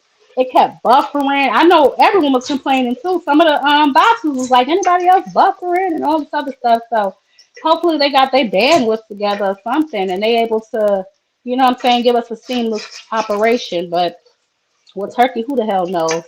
I wonder if they're gonna have another concert like they had for what was it, the Madrimal fight for his buddy Bud. I wonder if they're gonna give him another performance. I'm really back myself. But yeah, I don't know. Outside of that, I think that like I said, I thought he seemed a little nervous, but it could have just been he looked tired. Like why was he kept wiping his face and rubbing his eyes? Like did he just wake up? Did anybody notice that but me? He just woke up or something like he was wiping his damn face. Like he kept wiping his face like he couldn't like he didn't know what was going on. Like he had to get his wits about him. It just was weird. I don't know who those people they approved to do the press conference asked all those damn stupid ass questions, but he was annoyed, as he should have been. You know what I'm saying? By those silly questions being asked by those damn reporters because they're novice, which are the people, once again, that they approved for credentials to go to that fight instead of asking the real questions that the fans want to know. 2 years ago, you said 168 pounds was too big for you. Now, what changed? Obviously, we know that he thinks he sees something in Canelo that he can exploit. Saturday night, we're going to see. You know what I'm saying? But no excuses allowed. We don't give out participation trophies or none of that. You know what I'm saying? So who knows? It's all I guess in the cards for them. But I'll tell you what, somebody hurt their toe too. He hurt his toe too. Okay, so his toe, his hand, supposedly Crawford's shoulder. Like this is what I'm talking about. Humpty Dumpty's falling off walls, can't be put back together again, and all this here kind of foolishness. I ain't never heard so many excuses in my life. Well, yes, I have, but it's just super weird to me. Like these excuses coming out now, I just find it very suspicious, very odd, and very suspicious. Now, and again, I apologize for my damn videos with a low, but I did watch, I guess, the sit down where they were asking, why Canelo, and he explained that, they've been watching him for a while, and they see something in him, and they said that he's not that big. What is he coming from 147? So I'm assuming that he's indicating that Canelo is also a smaller guy because Canelo is one of the smaller 168 pounders in height, right? But in like width and girth and all of that stuff, Canelo, you know what I'm saying? He's pretty stocky. He don't look like he's easily moved, is my point. You know what I'm saying? So I just feel like if that's what he's trying to say, and then he had on all those clothes at their marriage proposal, I couldn't even really tell. You know what I'm saying? I couldn't even really tell because he had on like a hoodie and all this other kind of stuff there, so I couldn't really tell how big he'd gotten. Mm, I drink some water. I'm sorry. I couldn't really tell how big he'd gotten, so I couldn't even really say. First of all, I already told y'all what I think. I already told y'all this shit don't look natural to me. You know what I'm saying? So it is what it is. But I don't know if he's going to be bigger on fight night than Canelo. I wouldn't advise going in extra heavy. I don't know what their game plan is. This is Gomax, so I'm pretty sure they have a stellar game plan. And I can't wait till tomorrow. I think that's the weigh-in, right? Yeah. I can't wait till the weigh-in because I really want to see how both of them look. That'll give me a better, I guess, idea of what it is that we're going to be dealing with. I don't expect either of them to be looking drained. The very least of all, Bud, you know what I'm saying? Since quote unquote, this is his natural weight class, supposedly. So I don't expect either of them to look drained. I expect both of them to look fully hydrated. Um, and we're gonna see. You know what I'm saying? I don't know. In what way? I don't know what you mean. Unless he wasn't talking to me, I don't know what you mean. But um, yeah, I don't really know if and that listen, that's the conversation that me and Band Up were having originally. People like to make reference to how Charlo went and say that Bud will never go in there and do that. And you know what? He very well may not. But let's just all keep in mind before Charlo went in there and did that, we didn't expect Charlo to go in there and do that either. You know, the shit get different when you get in there with a real one. You know what I'm saying? So Bud has a lot on the line, in my opinion, for this particular fight. For one, he's still trying to prove himself to me for whatever reason, right? Like in somewhere in his mind, he must know that some of his opponents were not at their 100% capacity when he fought them. I mean, who was that? Jesse Benavidez. You know what I'm saying? The boy just got shot in the leg in there fighting you with a damn leg brace on, bruh. I mean, and it wasn't like you was just completely dominating him for that whole fight either. He was in there getting it shaking with you till his leg gave out. He had a cramp, you know what I'm saying, or something like that. So it's not like, I'm not just gonna sit up here and just kick Bud back in because that's not why we're here. You know what I'm saying? But I will say the facts are the facts, and we can't negate those. The truth is the truth and the truth don't change. He has fought some opponents who were not at their very best or in their tip top of shape. You know what I'm saying? So, that could also be playing a factor in his mind because just to me, he comes off as if as if he still has something to prove. You know what I'm saying? And I don't know who he's trying to prove it to. Maybe his family, maybe himself, maybe the fans, who knows?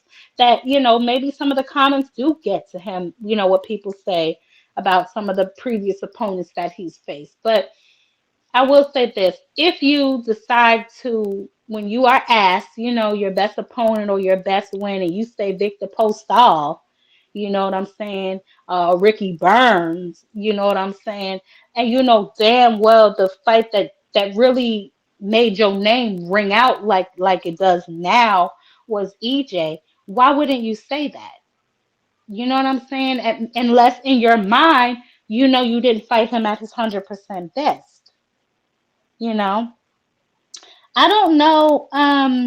Yeah, Ramon, if Bud wins decisively, see, and this is where like some of y'all start jumping out the building. And I gotta catch y'all, because some of y'all, I don't mind giving him his credit, but it's like I feel like when some of y'all get on y'all knees, and I'm not saying that you are, so don't get me wrong. I'm just saying in general, right? Like I feel like I can say that Bud is athletic, he's very smart, you know, he's extremely, gifted and talented in the ring. I can say all of those things, and then I can also say, but he fights emotional. He tends to get overly anxious sometimes, or if he gets hit, he wants his lick back. Oh, you hating on Bud, and it's like y'all need to, y'all gotta stop this. Y'all gotta really stop, because that's not what this is. I'm just being honest. When Bud gets hit, he wants his lick back. He starts to fight somewhat emotional. You know, Another thing that he's going to have to do in that ring, he's going to have to stay composed, right? Because we know that Canelo is calm as a fucking cucumber. So Bud is going to have to stay composed for that entire fight. He cannot let on for a second that Canelo is hurting him. Because if he does, it's going to be bad for him. And he needs to stay on his A game defensively, like nobody's business, because Canelo ain't only aiming for your body and your face. He hitting your arms. He hitting your damn torso. He's hitting your hands. Like Canelo just want to hit you. You know what I'm saying? He ain't really, he just want to hit you. So it's really gonna see, and I hope for Bomac and them, like they said, they plan to turn it up in the second half of the fight. Let's hope that the fight makes it to the second half unless he plans on just, I'm not going to say running, I'll say using excessive lateral movements for the first half of that fight. You know what I'm saying? We're going to see. So I don't know. This is gonna be very interesting. What's going on, Monty? What's going on, Queen? Ain't Can you nothing. hear me? Just sitting up here breaking down what I think is gonna happen and what do you see happening in the first couple of rounds? I see filler rounds. You say the first couple rounds, like from 1 through 3. Yeah, like I see filler rounds. They trying to feel each other out. If I was Bud, I would be trying to see if I could take Canelo's power. I'm not saying run up in there and just jump on him like, yeah, hit me. But I would like try to edge into it to see if like is the hype there? You know what I'm saying? Yep, I feel the same way. Like if we look at both of them, neither one of them comes out just trying to blaze your ass like that. So I'm with you. I think it's kind of filler rounds unless somebody get caught. You know what I mean? We know how that go, right? But I'm with you. Though. I think it's gonna be a little. I think it's gonna be a little nervous. Like people think Bud ain't gonna be nervous a little bit. I think it is gonna be a little nervousness from Bud. You know, trying to see how the power feel, because you really don't want to feel the power for real, but you do want to get a glimpse, like you say, to see what it really feel like. Which he gonna feel it, right? But I think it's gonna be he gonna be a little cautious himself, and I think Canelo, just want to see what he gonna come out with, right? Because I think Canelo want to see if Bud really go step to him like you say he is. Him and What? Bomac, they out there talking about how, they go bring it and this, that, and the third. So Canelo go see how he trying to play it. But Terrence Crawford, I think he gonna try to be strategic to where he's trying to, find the right range of this where I think he can operate from, where he can hit and really not get hit. You know what I mean? So I think it's gonna be fill out rounds, but I think Canelo gonna try to touch that body early. I think Canelo gonna try to jump on his ass and get on that body early, knowing that he coming up to 68, knowing he ain't never fought up here before, right? And get to the body early, hoping he try to be aggressive, so that way he could hit him with that power. But to see how he can fight at 168, to see if he gonna really try to bring it or not. So I'm with you. I think it's gonna be a few fill out rounds.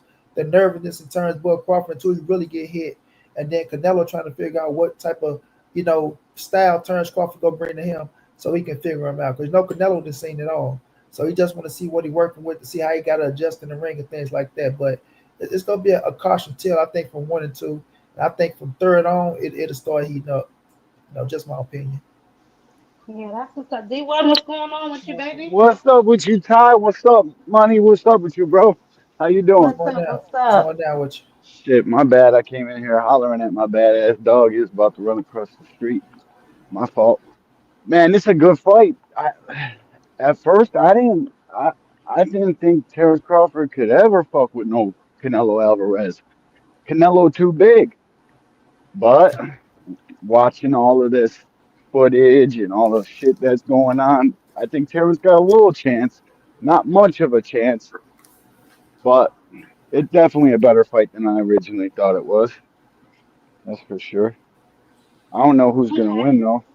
Yeah, nobody knows You who's gonna win until that bell ring. I want Canelo to win, and I've been on record saying that. And I won't say that you want Canelo that to win? I do because Yeah, I'm looking at the sport as whole, right? Like, because Canelo's not gonna retire after this, but Bud damn well may. So that means you went and collected yet another belt and decided not to defend it. Like that's really my biggest issue with Crawford. You know what I'm yeah, he saying? gets It's like some. you run around here causing all this chaos, and then it's like you collect belts just to drop them. Like it's stupid. And then now this one, even now the one at 154, you're like holding that shit ransom.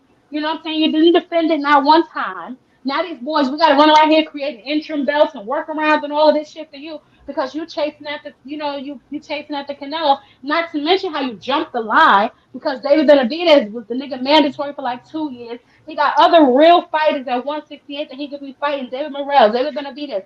He could have been fighting shit Yardy. He could fight any of these guys. You know what I'm saying? At 168, but no, because you hold hands with Turkey, you get to go up there and get the fight. So I just had a whole bunch of issues with this, but that's neither here nor there. I will say this: Bud definitely has more than a chance to win. He's a very skilled fighter. You know what I'm saying?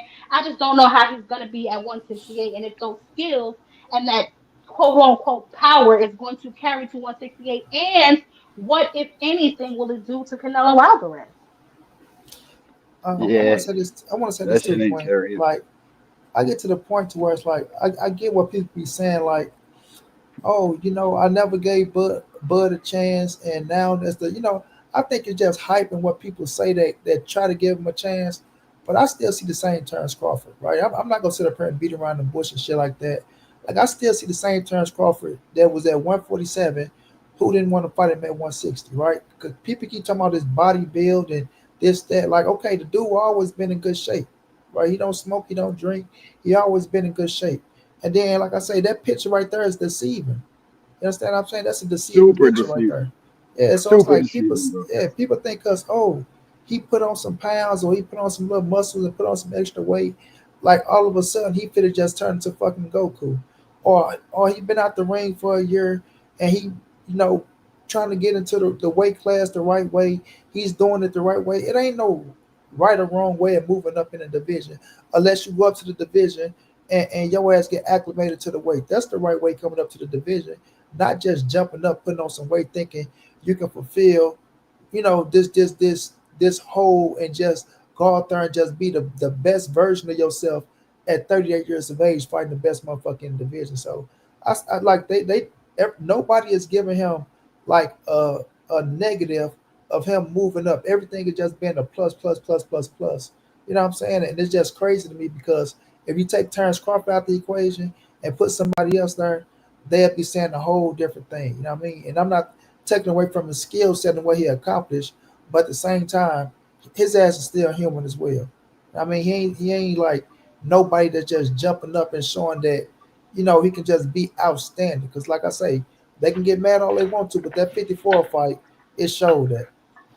Well, that's what this is, really. It's so Terrence don't have to fight nobody at 54 to continue his greatness. Why not go up there and fight Canelo, who only throws 40 punches per round? He's a guy you That's can another thing definitely too. Canelo's outskill. gonna have to he's gonna have to kind of pick it up because Crawford is probably gonna look to try and punch like Bandit said in between his punches, which would be smart. Yeah, But in order to you, do that, you're gonna have to get in close. You know what I'm saying? yeah, you So, got to be a well, different breed to actually, not punch really him because in I think his close. arm reach is longer than Canelo. So but listen, like we said, I'm not trying to Definitely. take nothing away from him and all that. I just think, and like I said earlier, his resume is okay. He's a good fighter with an okay resume. You know what I'm saying? So we're gonna see. I don't think any other niggas on his resume could beat Canelo. You know what I'm saying, or anything of the sort. And not only that, what have any of those guys that are on his resume went on to do with their career? Yeah, Right. you got some good points. I don't think Terrence can beat Canelo, no way. But for me, it's more about country than anything. Like if I got to root between two guys, cause I don't got a dog in the race. I don't give a fuck who wins the fight, to be truthfully honest with you. But I'll always root for the USA over Mexico, because that's what boxing's about. But I get it, the personal reasons to not fuck with Bud. I'm gonna go with you. I'm gonna root for Canelo and fuck it, because I don't really. To me, it don't matter. I don't give a fuck who wins. It's just a good fight. Yeah, I mean, let's be honest. They're both robbing the bank without a gun, and I've said that about Canelo for Right. years. Yeah. He's robbing the bank without a gun, and I really don't give a shit. And like you said, D1, I have no dog in the fight, but I would just prefer Canelo to stay because Canelo, I know, will stay in the sport and can continue to duck Benavidez, yes, but at least he'll continue to give us fights. You know what I'm saying? Whereas to Bud, there's been some retirement talk after this. You know what I'm saying? I guess the bag is big enough where he can go on and retire. Because if he's not going to retire, then the question then becomes, okay, what weight class are you going to campaign in? Because the minute you step on that and you step in that ring on Saturday, you are being stripped of that 154-pound title. So where And he are you should have going been to gave that go? shit up. He should have been Yeah. gave that shit Yeah. up. I don't understand why they play games like that and let him get stripped. It's whack. Like just give that fucking belt up, bro. Run Yeah, he that don't give shit. a You damn. know He don't you're give a not damn fighting. about that title. Yeah, he don't give a damn about that title. Like you just said, Queen. Yeah. It's about the money now. Like once they get to the certain status now, like I say, when he made that money with Earl Spence, that opened his eyes. You understand what I'm saying? He got away from Bob Arum. He made that 20 plus million against Earl. That's the most money he ever made in his life, right? So when he seen that, he's like, damn. And then he started getting a little buzz and shit like that. All the little hype, little salute to him, right? That's what happened when you beat somebody like Earl Spence. But you start getting the hype, right? You start seeing him on more, you know, shows and things of that nature. People He was an recognizing them more. Yeah. overnight they doing So that yeah, shit. you Yeah, you start feeling that. So then that shit get contagious. And now it's like, okay, let me see what I can get the next big bag from like this. I ain't got Bob Arm hand in my pocket. I ain't got to do this. You know what I'm saying? So it get contagious. So like you say, he jumped the line. He linked up with Turkey. He seen the fight with Canelo could have been a possibility because if Turkey put the money out there, it could take place, right? 'Cause like you say, Canelo didn't want the fight. It was forced on him as well. He wasn't worried about no damn Terrence Crawford. That's But what Turkey, okay, worries me. I give you this number. Oh, you gonna pay me that to fight? Okay, well, fuck it. Let's make it happen, right? And let's try to hype it up the best way we can hype it up, right? Say he this, he that, all this shit, right? And people they go eat it up. You know what I'm saying? They gonna eat it up like they eat it. Definitely. So, but other than Definitely. that, yeah, they getting their money, no doubt about it, right? We respect the fighters because we know they gonna be competitive for us. Like I said, I don't think he just go take the money and just go lay down. Right? I think his black ass is gonna try to give his best and go out there and try to fight. But I just don't see him beating Canelo. What do you think's better for boxing though, like as a content creator? Which guy winning? I'm going with Canelo regardless. That's my guy. No, I know you rock with Canelo no matter what. I used to watch all your Canelo content and shit. I'm I'm going just with saying, Canelo, and you want to know why? Because I want motherfuckers to know to stay in their places. Weight classes for a reason. Yes, it has that been done is successfully previously in the past, but this ain't hopscotch, bro. This shit is it's a real lot. deal, and you could really get your ass hurt doing some shit like that. You know what I'm saying? And you, as a grown man, if that's what you feel like you want to do, then go ahead and do it. But me personally, I hope Canelo put that motherfucker in the dirt. He's probably gonna like if Bud fights the way he fights, that just creates opportunity for somebody like Canelo. They didn't take this fight because of anything else that other than Eddie Reynoso and team thought he can beat Crawford. He's just not taking on all comers, but David Benavidez, they see this as a fight they should win. Easy fucking payday. That's why this fight is But made. David Benavidez is up there at that weight class. David Benavidez has earned his shot at Canelo. He You know earned what I'm it. saying? All that other Earned it. shit is out the window. He earned that fucking spot. He went through the division like a dog, and he made his way to the number one spot. He got to be his mandatory, and Canelo still wouldn't fight him. So it Still ain't won't really fight. about the money. It's almost like a cherry pick on both sides. You know what I'm saying? But what's up, Thomas? What up, T? Yeah, what's good? What's good? My bad. I was on mute. I want to You all say, good? first and foremost, shout out to the jab queen of boxing, Miss Ty Drakeford, and Ty Drakeford for president. Shout out my main man, the big stepper, Money Brown TV. What's going down, You bro? know, shout out the family D1. What up, Yeah, Philly? shout out to the chat. Yeah, I'm gonna say that money was cooking, and I've been saying it for the longest. That fight with Spence opened up his eyes. Indeed, like you said, once he saw what real money looked like, the money that evaded big time fighters like Manny Pacquiao, who did box office smashes but saw fractions of the proceeds. And Thomas, not to cut you off, but I just want to go on record and say this. And both of those fights were with what promotional company? Oh, PBC. you talking about the Okay, thank you. PDC? Oh yeah. Continue. Yeah. Nah, you're right. But unfortunately, the PBC gonna get slighted because you got a brother that's kicking their tail at their own game, and they can't stand that. And we got pundits that go around there doing their job, and people like certain folks in the YouTube community over there repeating this stuff without really seeing what it is. But I'm just gonna say that he saw the opportunity to make a boat of money with Canelo. I mean, that Canelo's currently the biggest draw in boxing, and if Turkey is really giving up the bread like that, he got a chance to get the fight. So he became an ambassador to the Turkey movement. He got himself situated real nice with him, and he got in good with Turk. Now Turk got him some tangible that he can feel. So I mean, as far as the prospects of the fight, I'm rooting for Bud. I always root for my folks, especially folks that are closely tied to the struggles and the things that we go through. Bud do say and do some things that I don't agree with, that don't sit well with me. But Canelo likewise has done some of the things that we hold to Bud. That being said, man, honestly, for him to win a decision, So split decision. He got to win clearly and definitively 9 of 12 rounds. For a majority decision, he's going to have to win 10 of 12 rounds. And for unanimous, he's going to have to win clearly 11 rounds for him to get a decision. So he has to win clearly 9 to 11 rounds to get a decision.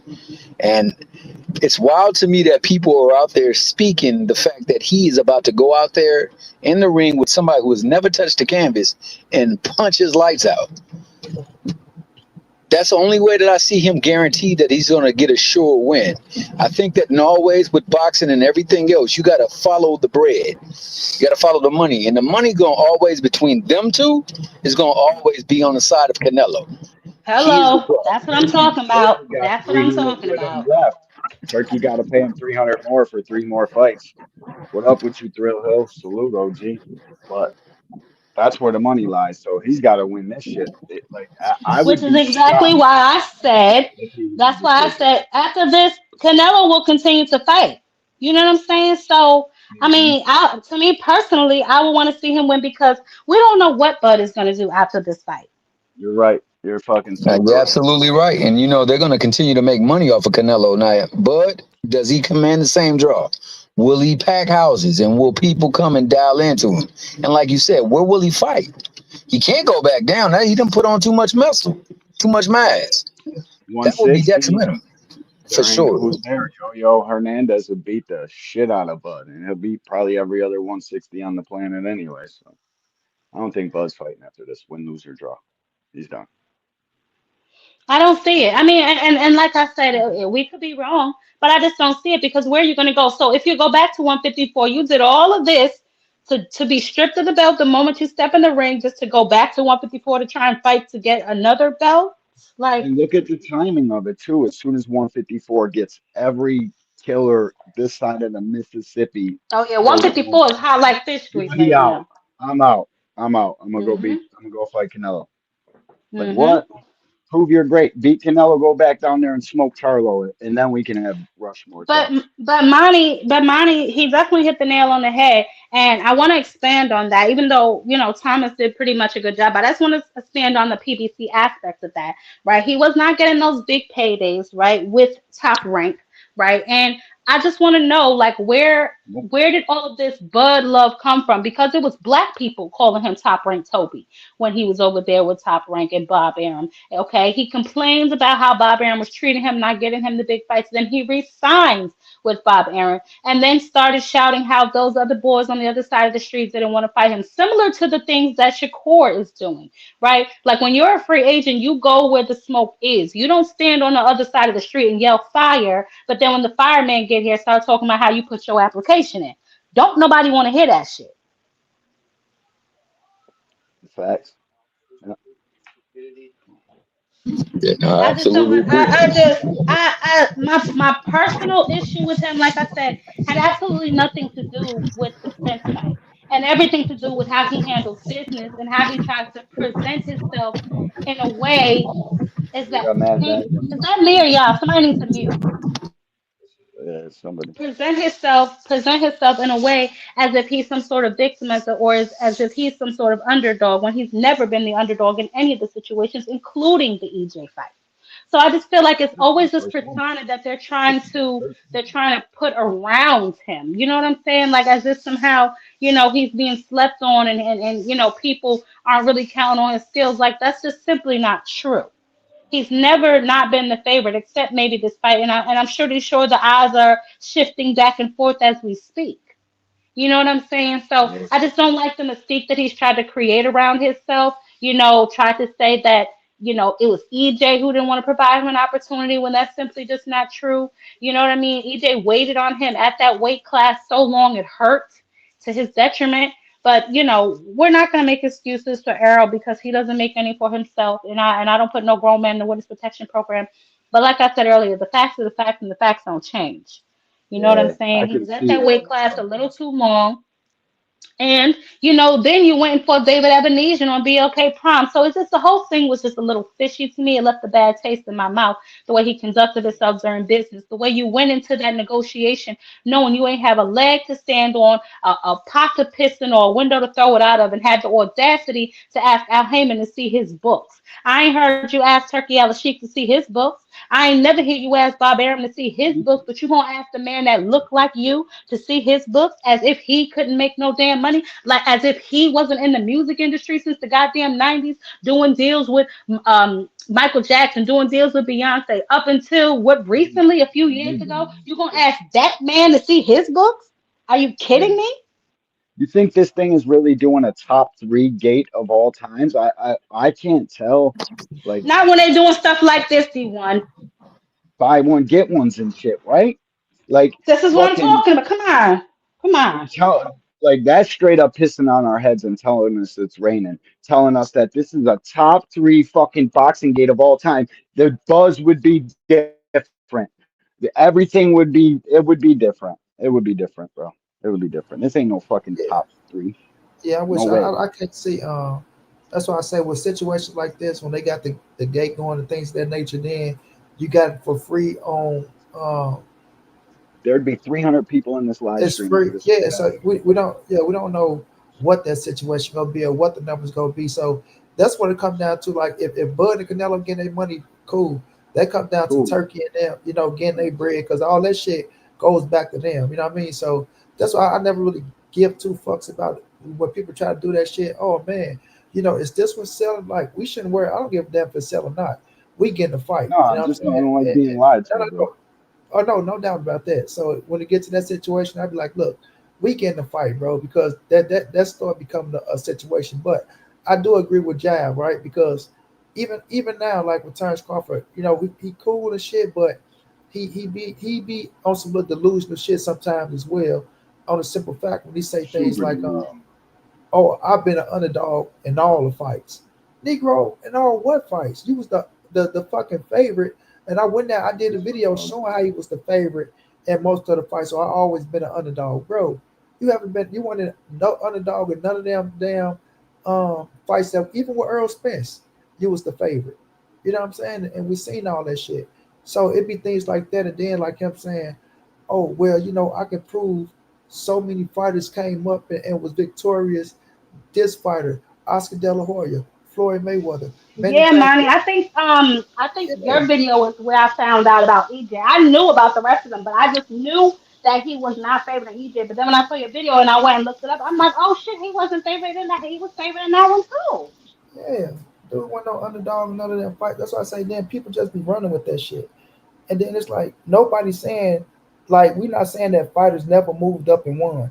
Bro, that's moving up correctly. You moving up weight class after weight class. You're not jumping two weight classes. So it be Hold on things one like second, that. Monty. Yeah. Too rich, what Go ahead. hate?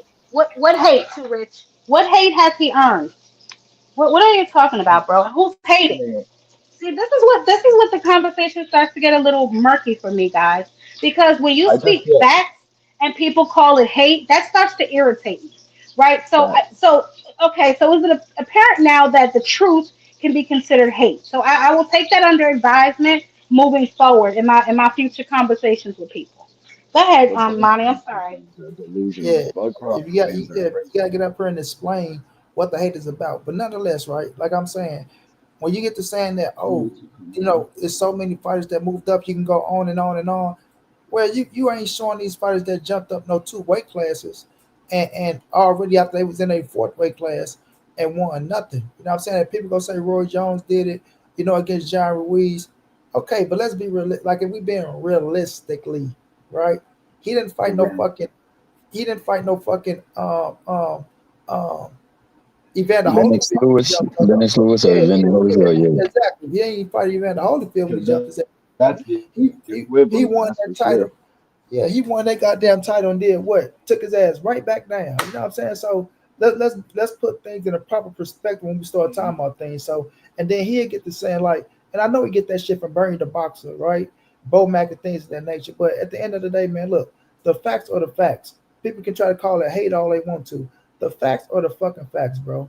So if y'all can't come up here and the debunk the facts that we're talking about and show us where the hate is at, then you can say what the hell you want to say. Because at the end of the day, man, um, he biting off a little bit more than he can chew, in my opinion.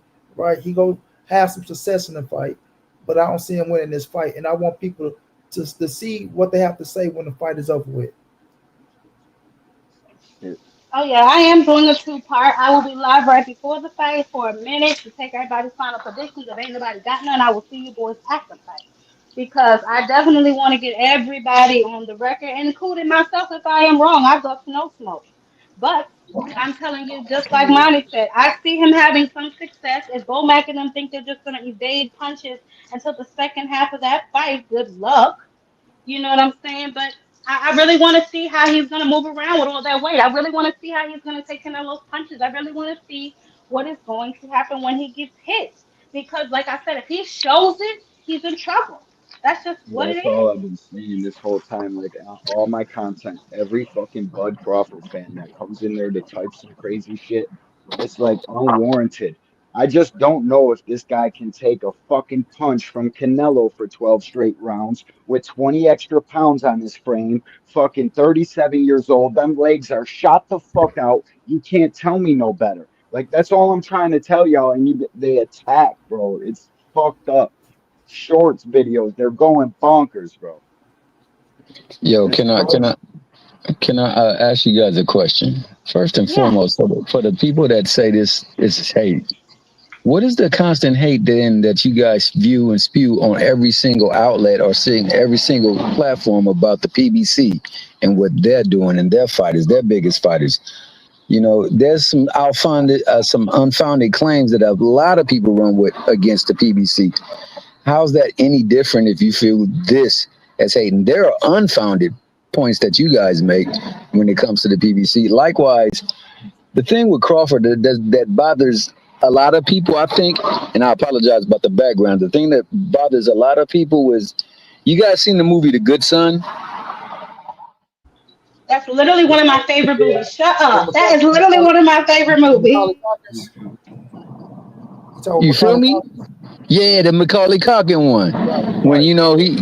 he tried to take over Yeah, the place of the son, right? He wanted to be the right. good son. He wanted to be in his spot. He tried to kill a little sister child, He all tried of to that. kill He a was little wild with sister, it. pushed the All that, auto off the bridge. mafia and I movie. and I What? believe that like No, Crawford, mom, don't let me go, mom. I'm your son. She dropped it. for sure, that movie was fire. Hey, that But was one but of my favorite movies when I was a kid, though, man. I don't know why the hell.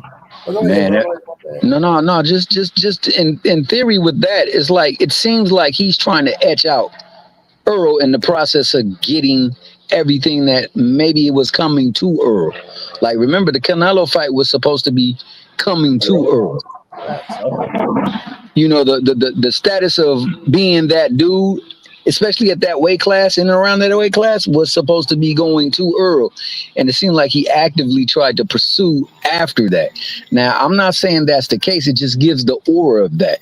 And I think that rubs a lot of You people know the what, wrong way Thomas? too. That's a damn good point, yo. Like I said, and I think that goes back to the point that I was trying to make. It seems like he's still fighting for acceptance almost. Absolutely. I think you And fight if for. I don't get it that way, I will take it from it. I will take it. And it seems like that. And I'm not mad at him for trying to go out there and get his propers. But it do look a little slithery at times, so to speak. See, we can't talk about Terrence this. used to be my This the favorite thing, though. fighter until That's the the thing, Errol though. Spence shit. When we talk about this, and anytime we bring up Earl or we talk about Crawford, they gonna say the same shit. Oh, y'all just mad because he beat Earl Spence. Y'all can't get over that fight. Y'all still holding on to this. Like that's everything they gonna say. Oh man, it's this. No man, the facts are the facts at the end of the day, bro. Like the truth of the matter is, Earl and Canelo was on a trajectory to fight each other. That's gonna be one of the biggest fights in boxing. Okay, Bud ended up beating Earl. It fucked that up. You know what I'm saying? But he never like Earl always had confidence that he can fight Canelo. Bud never had that confidence. You know what I'm saying? So once he linked up with Turkey, they started talking about the money and things of that nature. And that what really gave him the confidence to say he can beat Canelo when they started talking about the money aspect and what he can receive and what he can get on fighting the fight. You know what I'm saying? Because he wasn't screaming Canelo name. after Earl Spencer, things like that at first. He wasn't screaming his damn name. So and no knock to him. Like Jack Queen said, it's a cash out for both at the end of the day. Get your money, feed your family. Ain't I'm not worrying about none of that.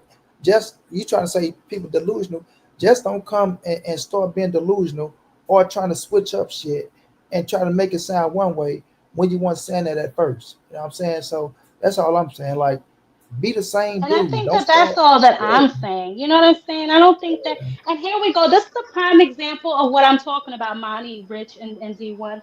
Earlier, right? I did nothing but give the man his props. I said he's more athletic. He's definitely more technically skilled.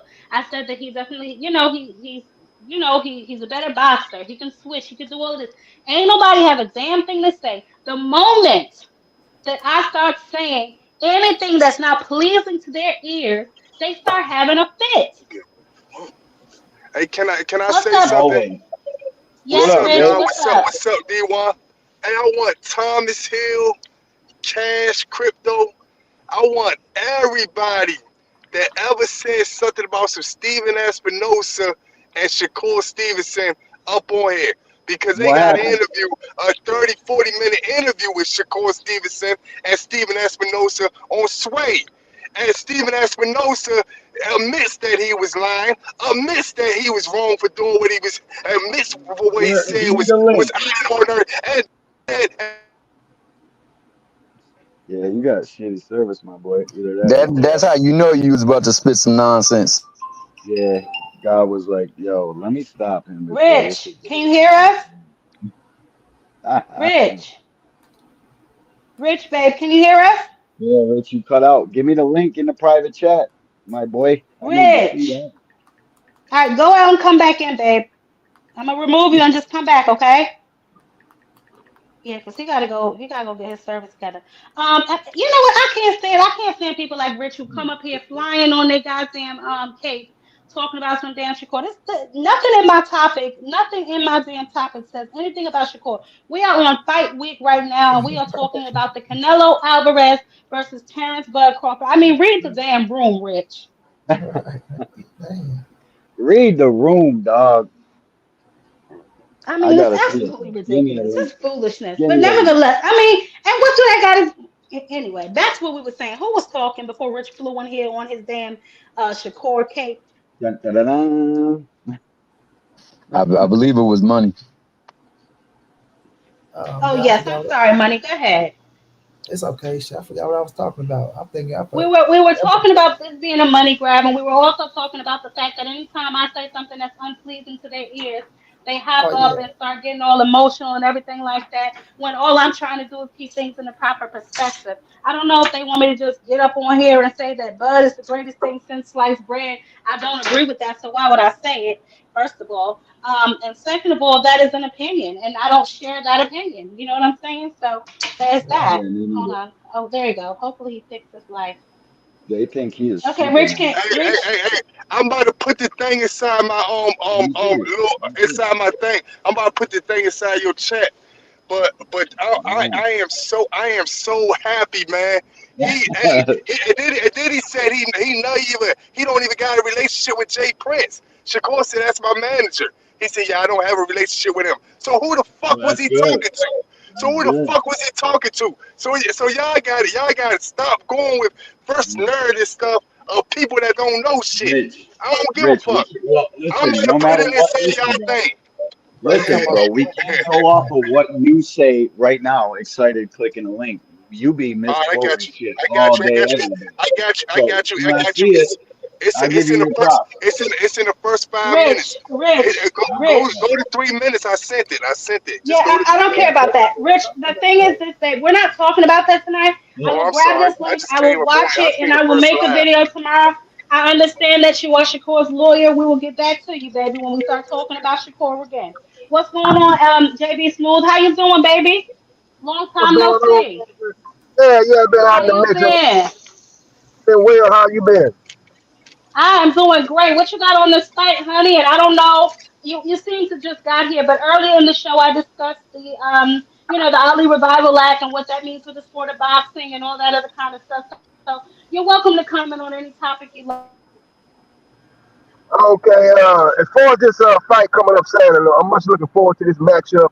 I think these been the two best guys probably of the last 7, 8 years. So I think the winner of this fight will be the best fight of this era. You know, you got two undisputed champions on the line. You got Crawford jumping up two weight classes. A lot of people are making a big deal about that. That's quite a feat for him to move up and fight a fight of the caliber of a Canelo. But we've seen this throughout the history of boxing. Bernard Hopkins moved up two weight classes to fight Tarver, beat Tarver. We've seen Roberto Duran move up two weight classes to fight Sugar Ray Leonard and beat him in the first fight. So we've seen this before. When you're trying to test your skills against the greatest of the greats of the past, that's what Crawford's trying to do. He's trying to test himself. And I got to give a guy credit for moving up two weight classes, challenging himself. Will he be able to defeat Canelo? That remains to be seen. I definitely think he has the skill set to beat Canelo. He has the temperament. He's not a guy that's coming in intimidated like Canelo past opponents have come in to his fights. I think he's coming in with a lot of confidence. I just want to see Canelo, a guy that's really believe he can win. I don't really think Canelo fought a guy like that in his last couple of fights. When he fought Skull and fought Jamil Charlo and Malanga and Mogia, them guys are just happy to get the opportunity to get in the ring with Canelo. But I don't think they really had the mindset that Crawford's going to have coming in this Saturday night. So that's going to make for a great fight. You got two guys with high skill level, two guys got great counter punchers, two guys that have been the best in their particular weight class. I'm excited for the fight. I think it's a good matchup. Me too. I can't wait for this shit. This thing Hey, barn burner. If Crawford come to fight, hey, listen, the fight about to be what it is. Crawford gonna come out on top. Y'all still bet at 10, but I say bet on the You got who at 10? You got who at 10? I say y'all should bet on the 10, but that just should take be the that. decision, Crawford. Stop it. No, I'm I thought playing. you I'm were Anyway, playing, saying but top 10 in your all time. Like, what? Some of nah, y'all nah, got I the don't, first nah, doing that. nah, nah, Crazy. nah, nah, nah. Crawford's not gonna be the best fighter if he beat Canelo. But as far as pound for pound, a person that if he beat Canelo with his skill set, I feel like his skill set could carry to any weight class. You know what I'm saying? That don't mean that if he, you know what I'm saying? Y'all know what I mean, but I feel like that Yeah, he should be the top five for pound fighter. Like as far as his skill set. If it was a big ass heavyweight with his skill set, they'll be the best in that weight top class. 5 That's pound what I'm for saying. pound. Maybe. Maybe. Okay. All time and pound for pound is two total different conversations. Two total different things. So Somebody got to maybe. mute. Somebody background. Yeah, There's a little the bit much. crazy I mean, background. it's very plausible that he could win. I just don't think he will. He does have the Yeah, skill sets to win. You know what I'm saying? I just feel like sometimes it gets a little outlandish when people say he's gonna knock Canelo out, all of that kind of stuff. Like I think some of that rhetoric needs to calm down. But if they that's say what that you he can think. Yeah, outpoint him, that's 100% a fact. That's a hundred yeah. percent a fact. Be pretty Yeah, hard to miss. but anybody could get knocked out. It ain't that. It They ain't. Yeah. can. That's very true. Anybody could get knocked out, Anybody Canelo, but not could. anybody.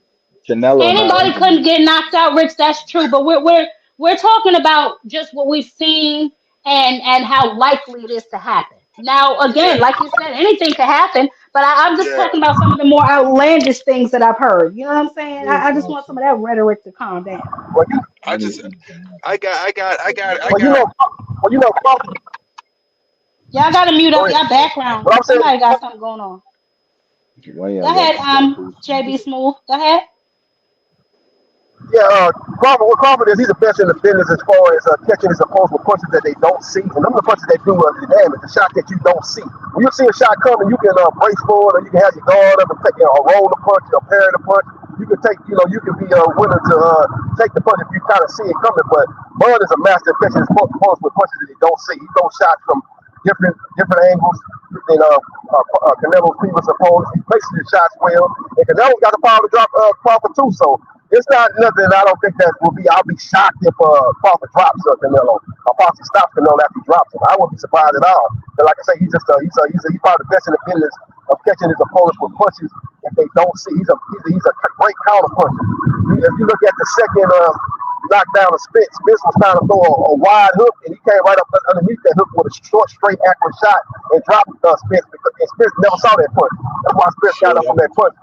Basically over after that, man. His legs was on, and he was just a dead man walking after that second knockdown. Bud is a master at doing the same punch he caught with Kell Brook. He caught Brook with a shot he didn't see. Brook was coming in, and he caught him with a short, straight shot like an anchor punch.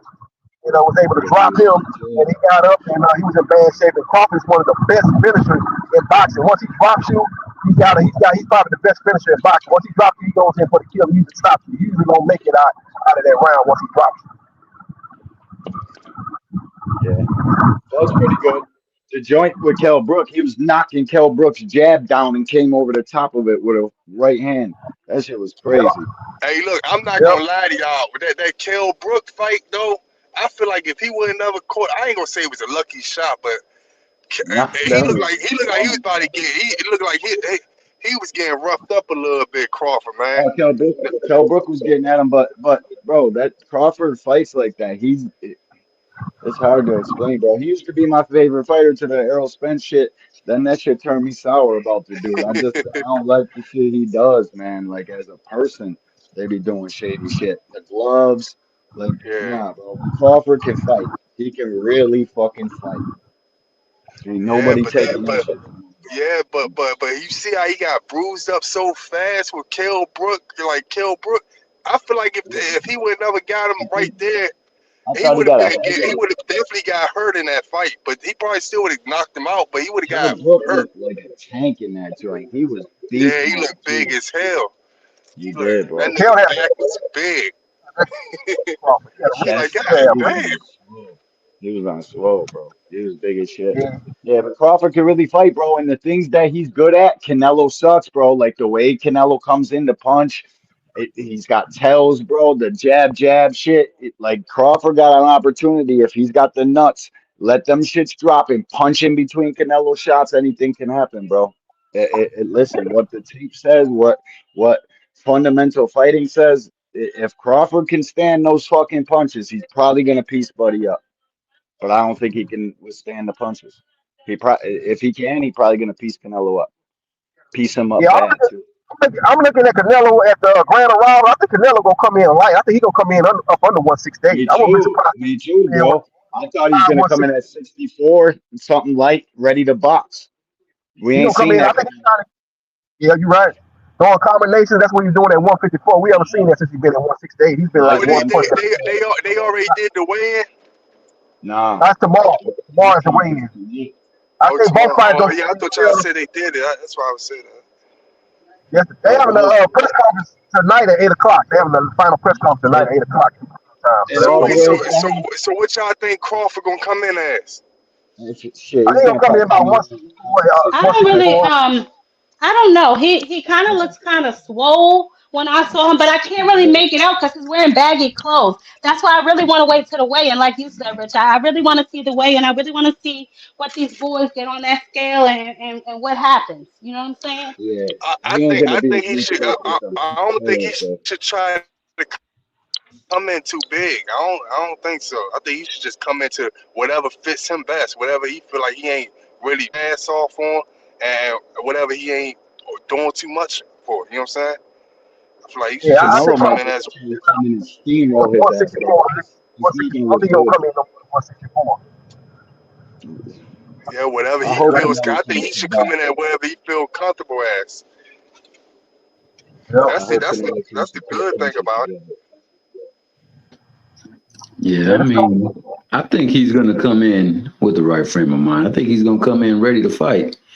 It's just he going into the ring against something that, you know, he hasn't had a chance to experience. And meanwhile, he's holding bigger gloves against a person that's used to getting hit and hitting people with heavier punches.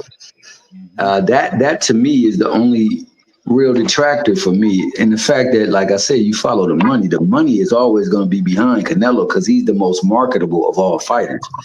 So knockout. Yeah, and you know, he can win. I just think he's going to have to definitively win either 9, 10, or 11 rounds to get a decision. Can't even be close. Like it cannot be close. Yeah, they're giving it to Canelo, bro. If it's even remotely close, So and it's You gonna know, be Canelo, yeah, he got a free fight deal with Turkey out of Sheik. So, the first fight is the Crawford fight. Then he got another fight in I think February of 2026 if he wins against Hamza Sharaf. And then he got a fight after that in October of 2026 against Eubank Jr. if he beats Ben. So he already got it lined up for Canelo. So like you said, if he's close, he gonna get the benefit of the doubt. He got Turkey behind him. Now I do think that the TKO part of it, the Dana White, them people there, I think they close to Crawford. So they might be more invested in Crawford, but Turkey got a free fight deal with Canelo, not Crawford. So I think, like you said, if this be close, Canelo probably get the benefit of the doubt. So he got to win about 8 or 9 rounds, probably 9 rounds, to win 7-5. He probably got to win 9 rounds. yeah. I think yeah, Canelo I wins. agree. I Hey, agree. I had a dream like 2 days ago that Crawford was gonna get knocked out the first round. Could happen, he was bro. going he was gonna Canelo quit. punching different Hey, now, bro. I said, oh nah, I'm tripping, man. I woke up, I said, nah, this ain't gonna happen. That'll Hell be nah. Man, surprised like Tyson you Scott Spinks got in the first round. I saw that coming. those Scott Spinks, two champions fought. those 37-year-old legs, bro. That's like he better hope he So, still got a so little bit left. real quick, just a little pushback, JP. That's not actually true. Turkey is very close with Bud. They was holding hands, you know what I'm saying, like Yeah. this, them like secret lovers. He's made it very clear that Turkey. Remember That's at the what press we conference. are. Remember at the press Yeah, conference, he says, Turkey I is a don't know why you sent me here. I want to be close to Bud Crawford. Remember that? And then he came in he went to go check on Bud at Bud's workout. So he's extremely close to Bud. However, those judges in Vegas are Canelo favorite judges. You got Cheeto, you got Yeah, that's true. Weisenberg, and I forgot the last one. But those are judges that Canelo uses often. And to Thomas's point, you got to follow the money. So if Bud is going to win, he has to decisively win where there can be no room for a sneak steal. You understand what I'm trying to say? Because they will sneak steal on him. Hopefully that they remain honest in this fight. There's going to be a lot of eyes on this fight. So anything that looks like is, mischievous, obviously people will be in an uproar. But I just feel like if he's gonna beat Canelo, it can't be super close. You know what I'm saying? It's not gonna be super close because they're gonna give it to the king of the ring all the time. Yep, yep. Like I said, he got a free fight deal with Turkey. Crawford don't have no multi-fight deal with Turkey. So, Yeah, yeah. I agree with both of y'all. He definitely got that deal. Turkey talking about the fight And this still is gonna his be. second fight. This is his second fight because the first one included William Skull. So William Skull, then this one, then I guess Shiraz if he comes through Yeah, with Crawford. he, he said he he got a said full he fight. said he Look said at the next Hector fight. He said the Patel's next fight gonna time. be in February or March Yeah, against for Hamza Canelo. Okay. Sharad. For Canelo. Crawford, he fight Hamza Sharad. In Saudi Mhm. Arabia. Fight's gonna be in Saudi Patel Arabia. said And he Google said had it like he was that close. He fight. said Crawford won. he said he close to Crawford, but in the last 6 months he been real close to Canelo. I don't know why the fuck he was saying that, but I don't get it.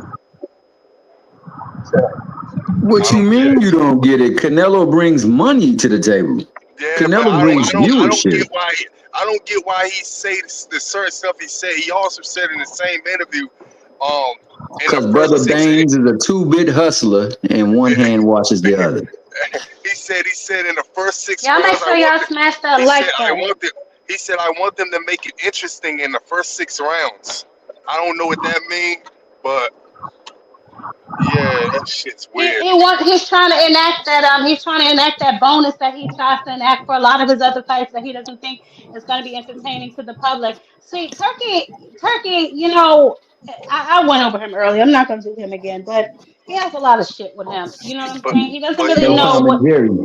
he also said that they trying to land a Netflix deal. That's what he's trying to do. Him and Well, his he's trying to compete with Jake Paul, but that ain't going to happen. The Disney kid got that shit on lock.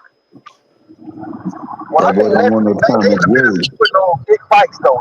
If it's not a real big fight, Netflix not going to be involved. They want to put on big spectacles like Exactly. St. Davis, Canelo, Crawford. We'll see if they pick up Mayweather and Tyson, but they want to pick up big events, big spectacles. They're not just going to pick up anything. They won't pick up like Pandora, Thurman. They're not picking up nothing like that. They're going to pick up like Yeah, big. yeah. You think the Tank and Yeah. Jake fight going through, Ty? What? You think they're gonna cancel the Tank and Jake joint? You seen that shit on Boxing Scene? Nah, man, it's too much money involved. That's what The last I saw, I know that it wasn't going to be sanctioned in Georgia. That's the last thing I saw. If I'm being honest with you, I don't keep up with that farce of a fight, so I couldn't tell you. Man, Yeah, it's here's too the latest. much. Here's the latest on that. They supposed to be meeting September 18th with the Georgia Boxing Commission because Jake Paul them, they want that fight to be a real fight. They don't want that thing to be an exhibition like Mayweather Tyson. They want it to be official legitimate fight.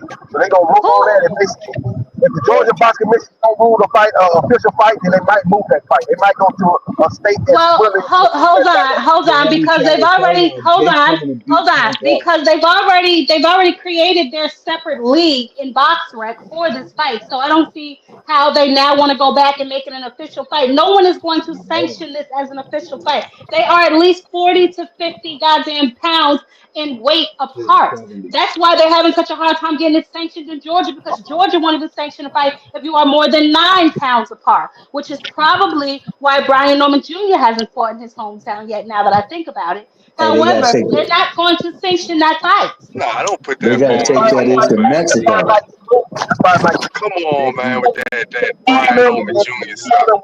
Come they want on, that I know, man. I'm teasing. Shut up, Rich. Come on. Now y'all gonna put that on Brian. What I'm happened not to putting hey, that on. Brian? I'm hey, not. Hold on. I'm not putting that on Brian. I was actually putting it on Devin. But anyway, moving on.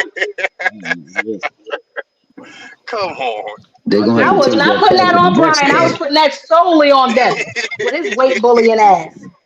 But nah. But that's the reason that they're having trouble. That was the last I read about it.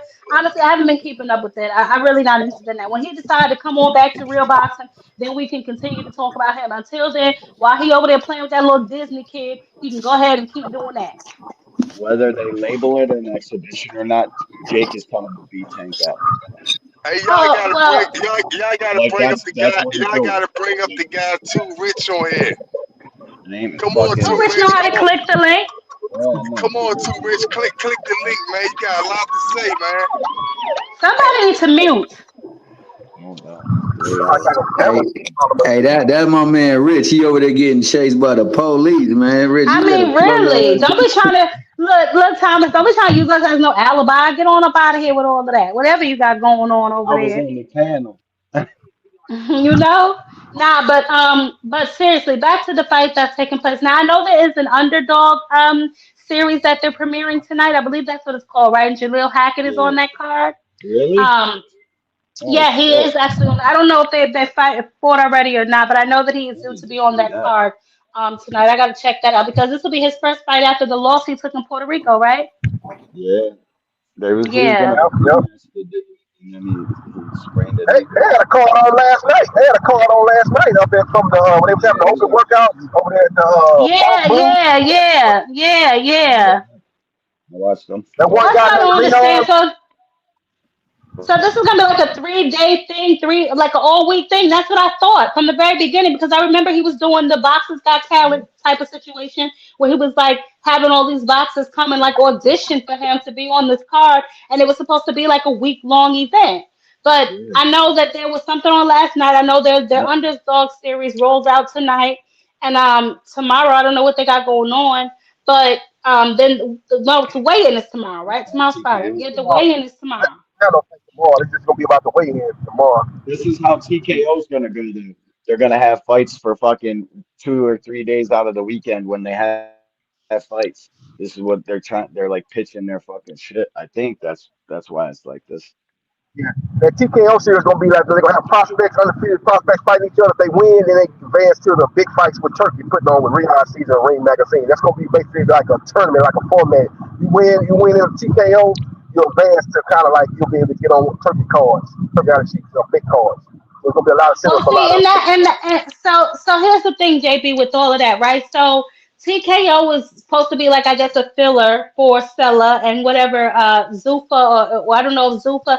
I believe Zuffa is also part of TKO. I've been trying to follow this. I know it's TKO, which the parent company of TKO is the USC, and the parent company of the USC is the WWE, and then the parent company of that is like I lost it after that. After it got to like 5 and 6, I'd be losing it. But from what I can understand is, yes, he is supposed to be putting on like these underdog series and all this, and then if America's Got Talent, then you move on to the next round, which is fighting for a Turkey Al Sheikh. Now, from what I understand, Dana White has said that he already has a roster of 50 to 60 fighters already. My question is, where the hell did you get them? And secondly, if this is true, then why, if you already have these boxes and you already have this infrastructure in place, why are y'all still messing with the Ali Act? Because Ty, they need that out of the way so they can do what they do. They need Oh, to. I know. I just wanted to. I'm being facetious, I but get you. yes, I know that. Where That you know where he got the fighters from? These guys, 90% of boxing is unemployed. At Well, all times. well, that's very true. And see, that's my other thing, right? Like, so I don't have any sympathy for the promoters who lost their boxers to Me Turkey and to too. Dana because you allow them to speak with your fighter without representation. You're allowing your fighters to go over there and fight on these cards, knowing some of the treatment that they receive when they fight on these cards, i.e., Rolly guys, i.e., Carlos Adames. You know what I'm saying? So it's just you still allowed this because you didn't want to do your job, really, as a promoter matchmaking, getting your boxes, the fights, the venues, and all this. You thought that Turkey was a lick, which I did too. But long and behold, he had his own plans all along. And now y'all Yep. need to huddle up. Y'all need to huddle up and do something because they are working every angle of this thing. They're at Congress trying to change shit with the Ali Reform Revival Act or whatever the hell they want to call it. They over here creating their own league. They're freezing out the sanctioning bodies. They're freezing out old media. They are working this thing from every angle possible. Yeah, that's why you see a lot of these promoters, they start to now put on their own events. They're not putting on events with Turkey. You look at what Eddie Hearn doing. He's doing Boots versus Lima. That's a matchroom Yep, production. that's a You look at matchroom event. Yep, yep, yep. Oscar De La Hoya with the Virgil Ortiz versus Erickson Lubin. That's a golden boy card. That's what they doing. You look at what Frank Warren is doing. He's doing with Joseph Parker and Fabio Warley. That's a Queensberry Promotions card. Turkey ain't involved in none of those three fights. They kind of seeing the head right on the wall. They starting The only season is we he's got cutting checks though. He's got his little piece in every fight that's going on with all of these fucking promoters. He like bought a piece of their that little Riyadh stamp is in every single one of these fucking DAZN fights everywhere. Whether yeah, but he's them there three or fights I not. just named, he not involved in those on those three fights. Those are Matchroom, Queensberry Promotion, and Golden Boy Promotion promoted card. Turkey Out is not involved in all REIC. They seeing that what he's about to do with I hear Dana you. I White. hear you. I They hear see, you. I hope okay, I hope you're we right. got to go on events. And I think one good thing with Turkey doing, he making these promoters put on big fights. They can't all them old, tune up fights or those showcase fights. Those are going by the wayside. You seeing these Yeah, guys are putting on big fights. Look at what the PBC talking about doing. They talking about putting yeah. on Errol Spence and Jamel Charlo. They talking about, I think they already finalized Lamar Rose versus Isaac Pitbull Cruz. We got Thurman for Durham. So they forcing these people to get rid of these, tune up showcase type of fights. We're looking at top fighters fighting each other. That's what Turkey has kind of forced a lot of these other promotions to do, which is good. A lot of stuff he's done has been good. Some of the stuff he's done has been bad. But I do like him forcing the other promoters to, they're going to have to put on big fights. They can't be putting on these fights nobody care about, but they will get no shine. Yeah, you're right. He's got to put on big fights. Ty, they're doing the press conference like the UFC, sitting them like how the UFC is, how I there's a saw that. I saw a press conference earlier. When was that from then? this is on right Yesterday? now. It just started. I saw one on Maybe earlier, it's but the undercard. It wasn't the no, press but conference. I saw Bud talking at the one earlier. That's when I thought he looked nervous. So what press conference was that? I thought that was the grand arrivals, and he was like answering Yeah, questions on Radio Row. yeah, that was That's just about like what a it was. one-on-one sit down. It was like, yeah, No, he they was basically they sitting gonna have to down. He was sitting down, and the audience was He was booing sitting him. down. So what was Yeah, that? no, it was him with Max, just talking to Max. That wasn't. This is the press conference right here. It's on YouTube. Now, Jack Queen talking about he did one with Mac, but he did another one where he sat down and asked the questions by a lot of different media outlets. He asked the Yeah, that's questions. what I was talking about. Okay. He did one of them, but they gonna do a final press conference with him and Canelo sitting down, and then reporters asking them questions how they feel 2 days out from the fight. How they feel in the confidence level, just and the third. So that's what's Yeah, gonna this is happen the official too, tonight. right That's here. your opinion, aircraft carrier. I Yeah, disagree, but that's your opinion. You're entitled to it. I solely, definitely disagree with that wholeheartedly. But just to what you were saying, JB.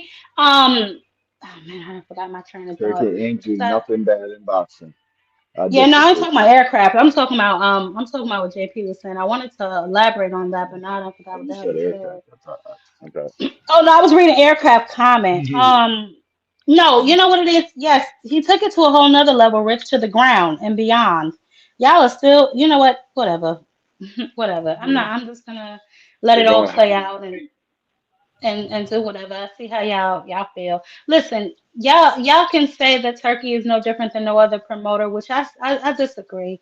First of all, to go over there and get Dana White tells you everything you need to know about what it is exactly that he's trying to do. Because Dana White, as we Much. know, he pays the UFC fighters absolutely crumbs, which is why they sued his behind. And that's the man you go get to help you build another league All instead the of working with the all the promoters. If you really truly want to improve the sport, why don't you work with the promoters that are already here instead of working with them long enough to steal their fighters? the Why don't you money do to all that? these fighters was a carrot. It's dangling the carrot. They ain't And getting nowhere now they near that now. They stopped getting that after the first damn fight. They only did that so they could spread the word that over here with yeah, us you get a lot of money. yeah. They Now it's ain't gonna getting be that the much UFC money. UFC shit. Who That's was what the it's gonna boxer be. that went and robbed the bank? Who was that boxer that robbed the bank after he got out the ring or some shit? What boxer was that? Big baby. He had to pay like a Big. ticket or some shit. Yeah, Lord yeah. have No, not Big mercy. Baby. No, no. Yeah, You no, it talking was about Big Baby. It was Big Akabuchi? You Baby. talking about Akabuchi? Maybe back in there, you talking I, about Akabuchi? I don't Nah, know who she's the hell talking it about was. Turkey. It No, I'm was talking Big about more Baby. recent. I'm talking about more recent. But Yeah, it was Big not Baby only Miller. even that, what about the issue that they had with the pay? This is supposedly, which I don't really know if I believe that, but this is supposedly why Teofimo hasn't been fighting because what the paper says and what Turkey says is two different numbers. They can't seem to get it right. So if he has all this buku money, why are you telling these fighters one thing and then putting another thing on their paperwork? What it was he thought he was gonna get Boots in his second fight with Turkey. After he beat Barbosa, Turkey, he said he according to him, Turkey promised him Boots. But then Boots said, Boots, if you listen to what Boots was saying, he was never talking about fighting Teofimo Lopez. He wanted the unification at 147 or he moved up to 154. Yeah, and Dude, he that's went and from exactly that's what I 144. said. He gains nothing from fighting Teofimo Lopez, and Teofimo was still living off of that Loma win. Like, what have you done for me lately, bro? You've been in a bunch of unsatisfying fights with a bunch of subpar ass performances and subpar ass opponents. You calling out this one, that one, and then you go fight a fucking Jack Catterall or one of these guys. Like, stop playing with my face. That's why I said I'm very skeptical about this fight with Shakur. If Shakur can actually drag his ass into the ring, I will be impressed because Teofimo has a tendency to disrespect and clout chase African American fighters while not fighting a single one of them, and plenty of them have called his ass out. Devin Haney been chasing his ass since 135. That's all I'm Keyshawn saying. been chasing his ass since about 135, since he got to 135 when they was both at top rank. When he first got to top rank, he wanted to fight him. After he fought Pedraza, Tio begged him not to call him out. What did Keyshawn do? He called him out anyway. You still didn't fight him. He just petitioned to be your mandatory. You know what I'm saying? Like, but you run around here acting like you really want to know where to lick at. You know what I'm talking about? But then it appears to me when somebody show you where the liquor store is, now you at a damn 12-step program. Teofimo is Shit. full of all the shit one person can be full of. Motherfucker looking for coke and perks out here. That's what he looks like to He me. out here doing something looking stupid. He out here Yeah, sniffing. I made content on it. I caught his ass doing the international coke symbol on his fucking live stream. Like, stop, bro. Did That's you? just fucking. Hell yeah. Hell yeah. I ain't gonna put that on him because I didn't see that, so I'm not gonna Listen, hang that jacket on Ty, Theo. I never saw that. Ty. Where I'm from, bro, listen to me. That kid did a straight up universal fucking sniff symbol in the camera, like I with don't the know what street. that symbol is, I do. D1, so I couldn't tell I you, do. baby. I I do. don't. I'm not gonna put that jacket on He that out man. I here. don't know if I'll he put if it. he doing that or not. Looks good. I'll tailor that bitch for him because I know what I know. Fucking, you know what I'm I saying? don't know it to be true. Yo, I I just don't hit know what he got going. 8,000 subscribers too. That's what's up. Holy Oh, shit. let's get some clap emojis in the chat for D1. That's what's up, D1. I just That's looked at what's my up. analytics. Oh shit. yeah. That's what's up. That's what's up, yo. That's Hell definitely yeah. what's up. Congrats, my This is boy. Yeah, I guess being I'm about to exit. an angry white man do really work, huh? Man, angry white men do really work, and that's like I listen. I thank you for the time. I'm about to exit stage left. I Yeah, got I'm getting ready to another shut it meeting. down. I want to go ahead and watch this card and then maybe catch the presser or whatever they got going on later tonight. But So, any final yeah, thoughts from time. anybody before I shut Peace, it OG. down? All Like I right, you said, got any final thoughts? Rich, you got any final thoughts? I got, yeah, Huh, I got a babe? final thought What that is it? that that that man Bud gonna do his thing, Uh and huh. I just want to come back to this channel and all the people that said Bud was gonna lose, get knocked out, and I all will that be stuff. here. I just want to hold their word and please don't bring up no drugs, cheat, no snack, no Victor, Kayante, whatever the nigga name is. Please don't bring up him, man. Just give the man his respect. That's what I want to say. Please give him his respect. When y'all sit back and worry about what another guy put in his body or what he do with his body and stuff like that, y'all just look like the fools. And to the guy, the aircraft guy, I never seen you on the panel, but you got a lot of shit to say, man. Eat a You leave dick. aircraft alone. Leave aircraft All alone. right. He can talk his shit from the chat if he wants to. He ain't bothering you. Anyway, is that all you got for us, Rich? Yeah. Okay, baby. I'll see you Saturday. I will be live before and after the fight. So if you somehow are correct, you can come and rub everybody's face in it, as I know you Bud fans love to do, honey. So I will see you Saturday. Behave, and Yeah. until then, stay away from the police, okay? What? All Bye, Rich. right. JB, what's up, baby? Final thoughts. I know you came in late and we wrapping it up. Maybe you can listen to the playback. But earlier in the live, I touched a lot about the Ali Act, the Revival Act.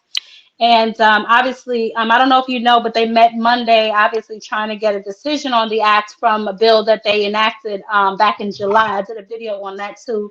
It's called the Ali Loop Act. You might want to check that out. It just basically gives you an overview of what they were trying to do. And then Monday, this past Monday, they went and met with Congress to see if they can kind of get the bill pushed past. There were a lot of people that came and spoke about it. I believe Rachel Donaire. It was some UFC fighters that also went and spoke about it. A lot of people basically had the same sentiment, like, no, leave the Ali Act alone. It is fine the way it is. So they pushed it to December. I'm assuming because everyone was pretty much outraged at, what is taking place and what's trying to take place. So I touched on that a little earlier in the show, and then obviously you came in while we were discussing Bud Crawford and this upcoming event. Does it feel like a fight week to you? yeah, yeah, it's starting to feel like a fight week. You know, at first when it was a couple of weeks out, it was like, damn, this thing ain't got no buzz. But as we got the fight week, it's got a lot of buzz. You know, they had the grand arrivals Tuesday. You know, you see when Crawford came out, you had a pro Canelo crowd out there booing him, and he was like, y'all gonna be crying after the fight, this, that, and the third. So I like that. I like the build up to it. Crawford said he's gonna win either by decision or by knockout, and look at Canelo. His trainer said that they're gonna knock out Bud. So I didn't got hype for the fight. I think the buzz is there. You got Are you? you got sports shows that normally don't talk boxing. They talking about the fight, so it's gonna be a big fight. And I when we feel get to like the they got a lot of casuals involved. Like, you know what I'm saying? I feel like they went to like a lot of casual newscasters and a lot of casual like sports talk, you know what I'm saying? I just feel like that was intentional because they did like I said earlier, they froze out old media. They really didn't give them their credentials to come and cover this fight, and I think that was done intentionally.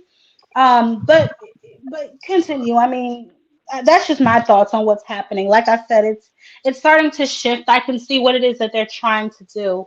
So hopefully, Congress just holds steady and people that went out there to, speak out against the changes that they're looking to enact. Everybody continues to show up, man, and we really stomp this shit out because Dana White is not going to be any more good for boxing than he is for the UFC. So. Yeah, Dana White is definitely trying to make this like a UFC model. You know, he want to spread the money, but basically he want to spread the money and then line the pockets of him and his people. That's what he really want to do. And when you look at the Right. UFC, they only had really two stars. You know, they had Ronda Rousey and Conor McGregor. Them were the only stars that were really making big money And Conor McGregor made his biggest paycheck when he fought a boxer in Floyd Mayweather Jr. So he gonna try to get that Yep. going here in boxing. Well, only he basically said, kill what he wanted fighters to kill what they eat. So basically, make money off the pay per views or whatever they generate as far as gates and That's what I revenue. wanted to. No, they want to actually give them like a stipend. Like I said, they're looking to turn independent contractors into employees. They want to give them like a set salary almost. They want to eliminate the stars. They want to eliminate all of the cash cows by paying everyone pretty much a set amount and keeping everything else. This is what the UFC model is. This is what they're trying to enact in boxing. And I tell you what, I wouldn't be surprised if Dana also tries some type of mixed crossover shit. Yeah, yeah, he might try to implement that. And, that's why a lot of the fighters over there at the UFC they weren't happy. A lot of them left. Look at Charles Jones. He left, came back, and left again. He wasn't happy with his pay.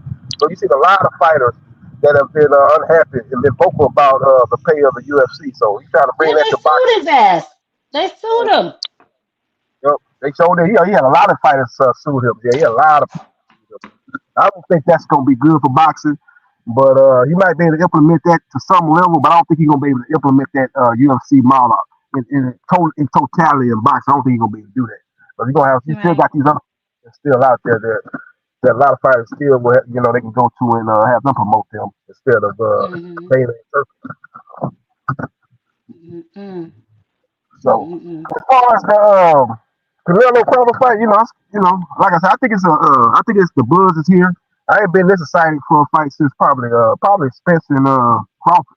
Probably the last time I was this. I wasn't even that excited for Jamil and Canelo because I kind of knew that how that fight was gonna go. I didn't think Jamil was gonna beat him. I didn't think he was gonna fight like that, but I thought Canelo would beat him convincingly.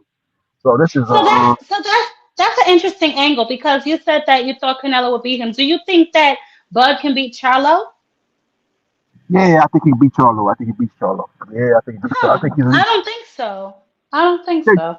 But that's interesting. Even though like triangle theories don't usually work, but I always thought about that anyway because they were always around the same division. You know what I'm saying? I know that they really don't like each other in real life. So I always thought that that was at least a fight that would be talked about more. But I guess when the Charlos went on their hiatus, it kind of dissipated. I don't know. Yeah, yeah, that would definitely be a big fight. The press conference and the lead up to the fight would be epic because, like you say, them guys don't like each other. I just think Crawford's a more well-rounded fighter than Jamil. Jamil, he's solid. I actually think his brother actually is more talented, but Jamil actually has done more in the sport of boxing, becoming undisputed at 154. I think Jamal is Hmm. actually the more talented fighter. I think talent Mm. level Crawford, you know, better inside fighter, better jab, Hmm. better counter puncher, a little bit more athletic. Charlo Mm. got that one type of power, so he definitely gonna be dangerous throughout the fight. But I see Bud out boxing maybe stopping him late if they fight. Hmm. Okay. Hmm. Well, I don't we might know. get Jamel Spence Jr. though. We might get that fight. That's what the PBC talking about putting on. The PBC trying to make Yeah, some big fights. to watch niggas. Yeah, that would be a good comeback fight for them. I mean, shit. Talk about not taking a tune-ups because I think both of those guys are really skilled fighters. So that's definitely like a banger. But I know what it was that I wanted to comment on. And you said that Turkey Al Sheik is forcing some of these promoters to make big fights. We rarely ever get fights that we want to see come to fruition. And I think that a lot of that has to do with preserving the fighter's longevity. Because if you continue to put your fighter in dogfight after dogfight, they're not going to last very long in the sport. Yeah, yeah, yeah. You got like I said, you can't keep putting. That's what happened with Adrian Broner. That's why his career got short circuited. He get putting in hard, tough fights, and it kind of in his career prematurely as far as at the top level. That's what Tank seen. That's why Tank ain't really been trying to get the top fights. He's seen what happened to Adrian Broner. At one time him and Adrian Broner were real close, real tight, and he seen Yeah. how Adrian Broner career went. He was supposed to be the next Floyd Mayweather, but it didn't turn out that way because he got Well, messed.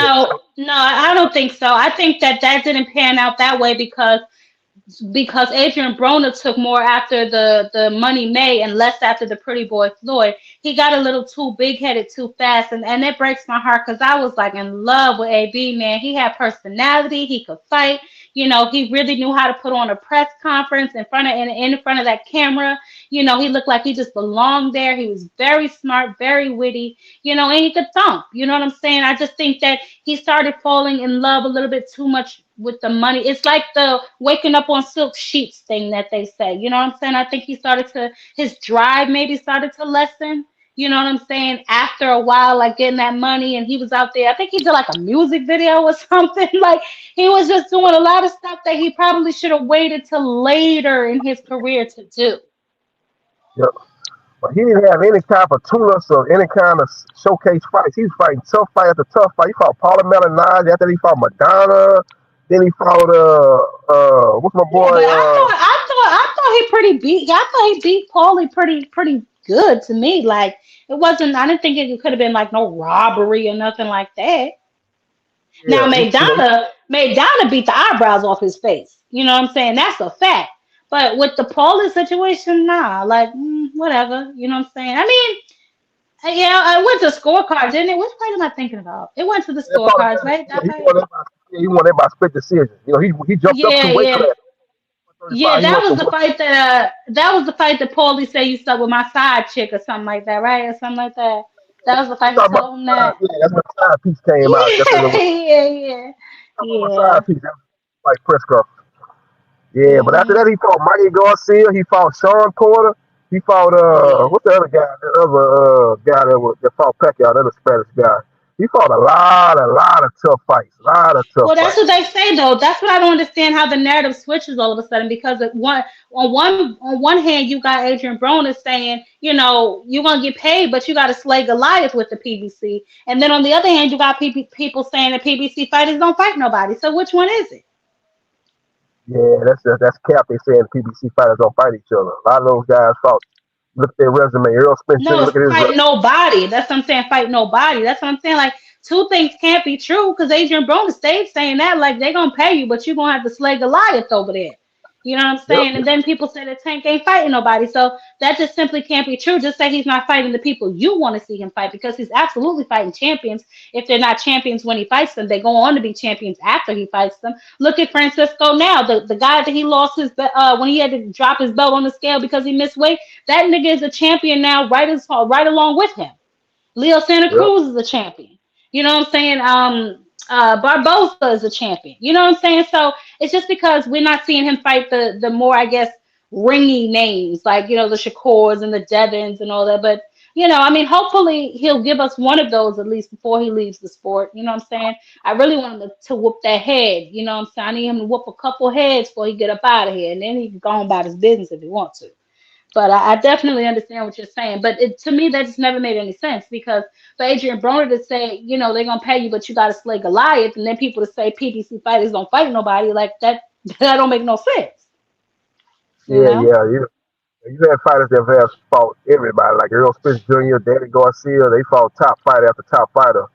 But I think Javante is, he could have fought some other fighters. He's got a good resume. I don't believe in a lot of people saying he ain't fought nobody. He's got a good resume. I'm just saying it kind of could have been a little bit better, but I think the reason why he's been more cautious, been more selective, is because what happened to his good friend Adrian Broner. You seen what happened with him when he was matched tough fight after tough fight. And like you said earlier, sometimes it's good to have a tough fight, then have another kind of showcase fight. Then You have to preserve the longevity of a fighter, especially if you put into a lot of money in them and you're trying to build them into a star. You don't want to keep throwing them in the fire. It's like I don't understand that because I don't see a whole bunch of dogs on Shakur resume. I don't see a whole bunch of dogs on Devin's resume.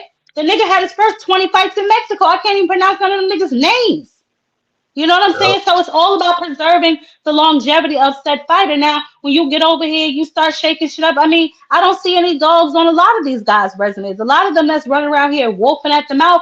Let me see your resume. You know what I'm saying? Let me see your best combination. Like they said on the Five Heartbeats. You know what I'm saying? Let me see your best combination. So they really don't have any room to talk. Devin, he may have Loma on his resume. That's his claim to fame, right along with T.O.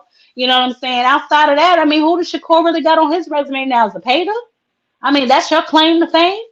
So they really can't, people in glass houses really shouldn't throw stones, you know. yeah, But take his outside Shakur of that, what resume. do you think about the Ali Act? Well, Shakur and shit. What do you think about the Ali Act, though? The Ali situation? Yeah, I think they should keep that Ali Act. I think they keep that thing relevant. I don't think they should try to strike down the Ali Act. That's crazy. That's what Yeah, protects fighters. You know, that's what protects fighters. If yeah. you take them protection, then they're gonna really be. It's gonna almost be like it's almost like you're gonna be treating them like slaves. You know what I'm saying? You can kind of give them some slave type contracts. They pretty much gotta, do. Mm-hmm. I don't agree with that. And then the reason why Dana White trying to do that. He's trying to do that. He got his good friend in the White House, Trump. So the Republicans Oh controlling the House yeah. Oh yeah. Oh yeah. Oh strong. They yeah. trying to get why they got control of. They got the power in Washington. So I don't Look, agree with that. I blame Mayweather for this shit because didn't he give that money to Dana White to buy the UFC? Yeah, that's what Mayweather said. Yeah, but yeah, Mayweather said. But I heard he got the UFC was using somebody else's money though. He didn't use his money, but he's able to use somebody else's money, and then he's able to do that, and then gain Yeah, but Dana power. White be kissing Mayweather ass. You ever seen them together? He do be kissing Mayweather ass. So maybe there's some truth. I'm a dig. I'm a dig and see what I can find out. But that's what I was under the assumption that Mayweather is the one that gave him the money to get the UFC. What, he said he paid 2 million for it or something like that, Million. and And now it's worth. then wanted it into the garden, into the ground. Now he over here boxing using turkey money. He always using somebody else's money. A lot Well, of that's how he people do it. Listen, OPM baby, other people's money. That's how they do it. That's how the rich yeah, stay rich. Believe that. yeah, You can yeah, yeah. believe that. But all So, right, I thank you so much, JB. And Saturday, if you ain't doing nothing, come on by before or after the fight. Don't matter to me. I'm gonna stay. I'm gonna do a live real quick. I'm gonna get some final fight predictions on the record. If they want to come up and show they got some balls and put their predictions on the record, and then after the fight, I'm sure those who were right will be flying up on this panel. So if you're not doing nothing Saturday, you make sure you stop on by. I'm sure it will be nothing less than entertaining. for sure. Yeah, I try to stop by for sure for the post fight press conference. I'm probably getting out somewhere and watch the. I might hit a sports bar up this time. Of been my homeboys have been talking about it. You probably get out and Okay. watch it. But then afterwards, I'm gonna head on back to my apartment. Then you got the post fight on. I'll check in with you and we'll break down the fight. All right, what now? Oh, sound good to me. Okay, then you have a good weekend and like I said, You when we too. check I'll talk to you Saturday. that's how we Saturday. Take care now. All right. Yep. All right, peace. Whew. Bye. All right, y'all. We done had another banger. Listen, I know that some of you Bud fans were upset about my honesty, and I will be honest with you. You will be okay. Um, we're gonna see. There's only gonna be one winner come Saturday night. We're gonna see who was right. We're gonna look at the fight, see what we see in the fight, see how he pulls it off because none of us know for sure, and won't none of us know for sure until Saturday. So there's that. I believe there is a press conference on. There's also the underdog card that is premiering tonight. I believe it's already started. So if y'all are interested in taking a look at that, I believe the young man Jalil Hackett, and shout out to him and all the people of Upton Gym. He's been working really hard. So hopefully he comes out with the victory this time. Y'all go ahead and I think it's on the zone. Y'all go ahead on over there and watch that fight, show y'all support. I believe the press conference of Bud and Canelo will be coming on soon if it hasn't aired already. And tomorrow is the weigh-ins. So after the weigh-ins, I will make a video just to tell y'all how they looked, how I think they looked. And we'll go from there, y'all. But it's fight week. Again, it don't really feel like one. But we got us to fight Saturday. And do not forget, Naya anyway also fights on Sunday. We almost forgot about poor Naya. So hopefully he pulls this off. I believe it's Akadaliad that he's fighting on Saturday, MJ. So we're gonna see. But you guys have a wonderful night. Okay, be safe out there. Make sure y'all hit that like button on y'all way out, please. I don't know what's going on with the algorithm on YouTube lately. I'm not getting no alerts, so I doubt anybody else is. But y'all make sure y'all smash the like button. We want to let the algorithm know we are enjoying the show. And until next time, y'all know what to do, baby. Catch me on a panel. Good night.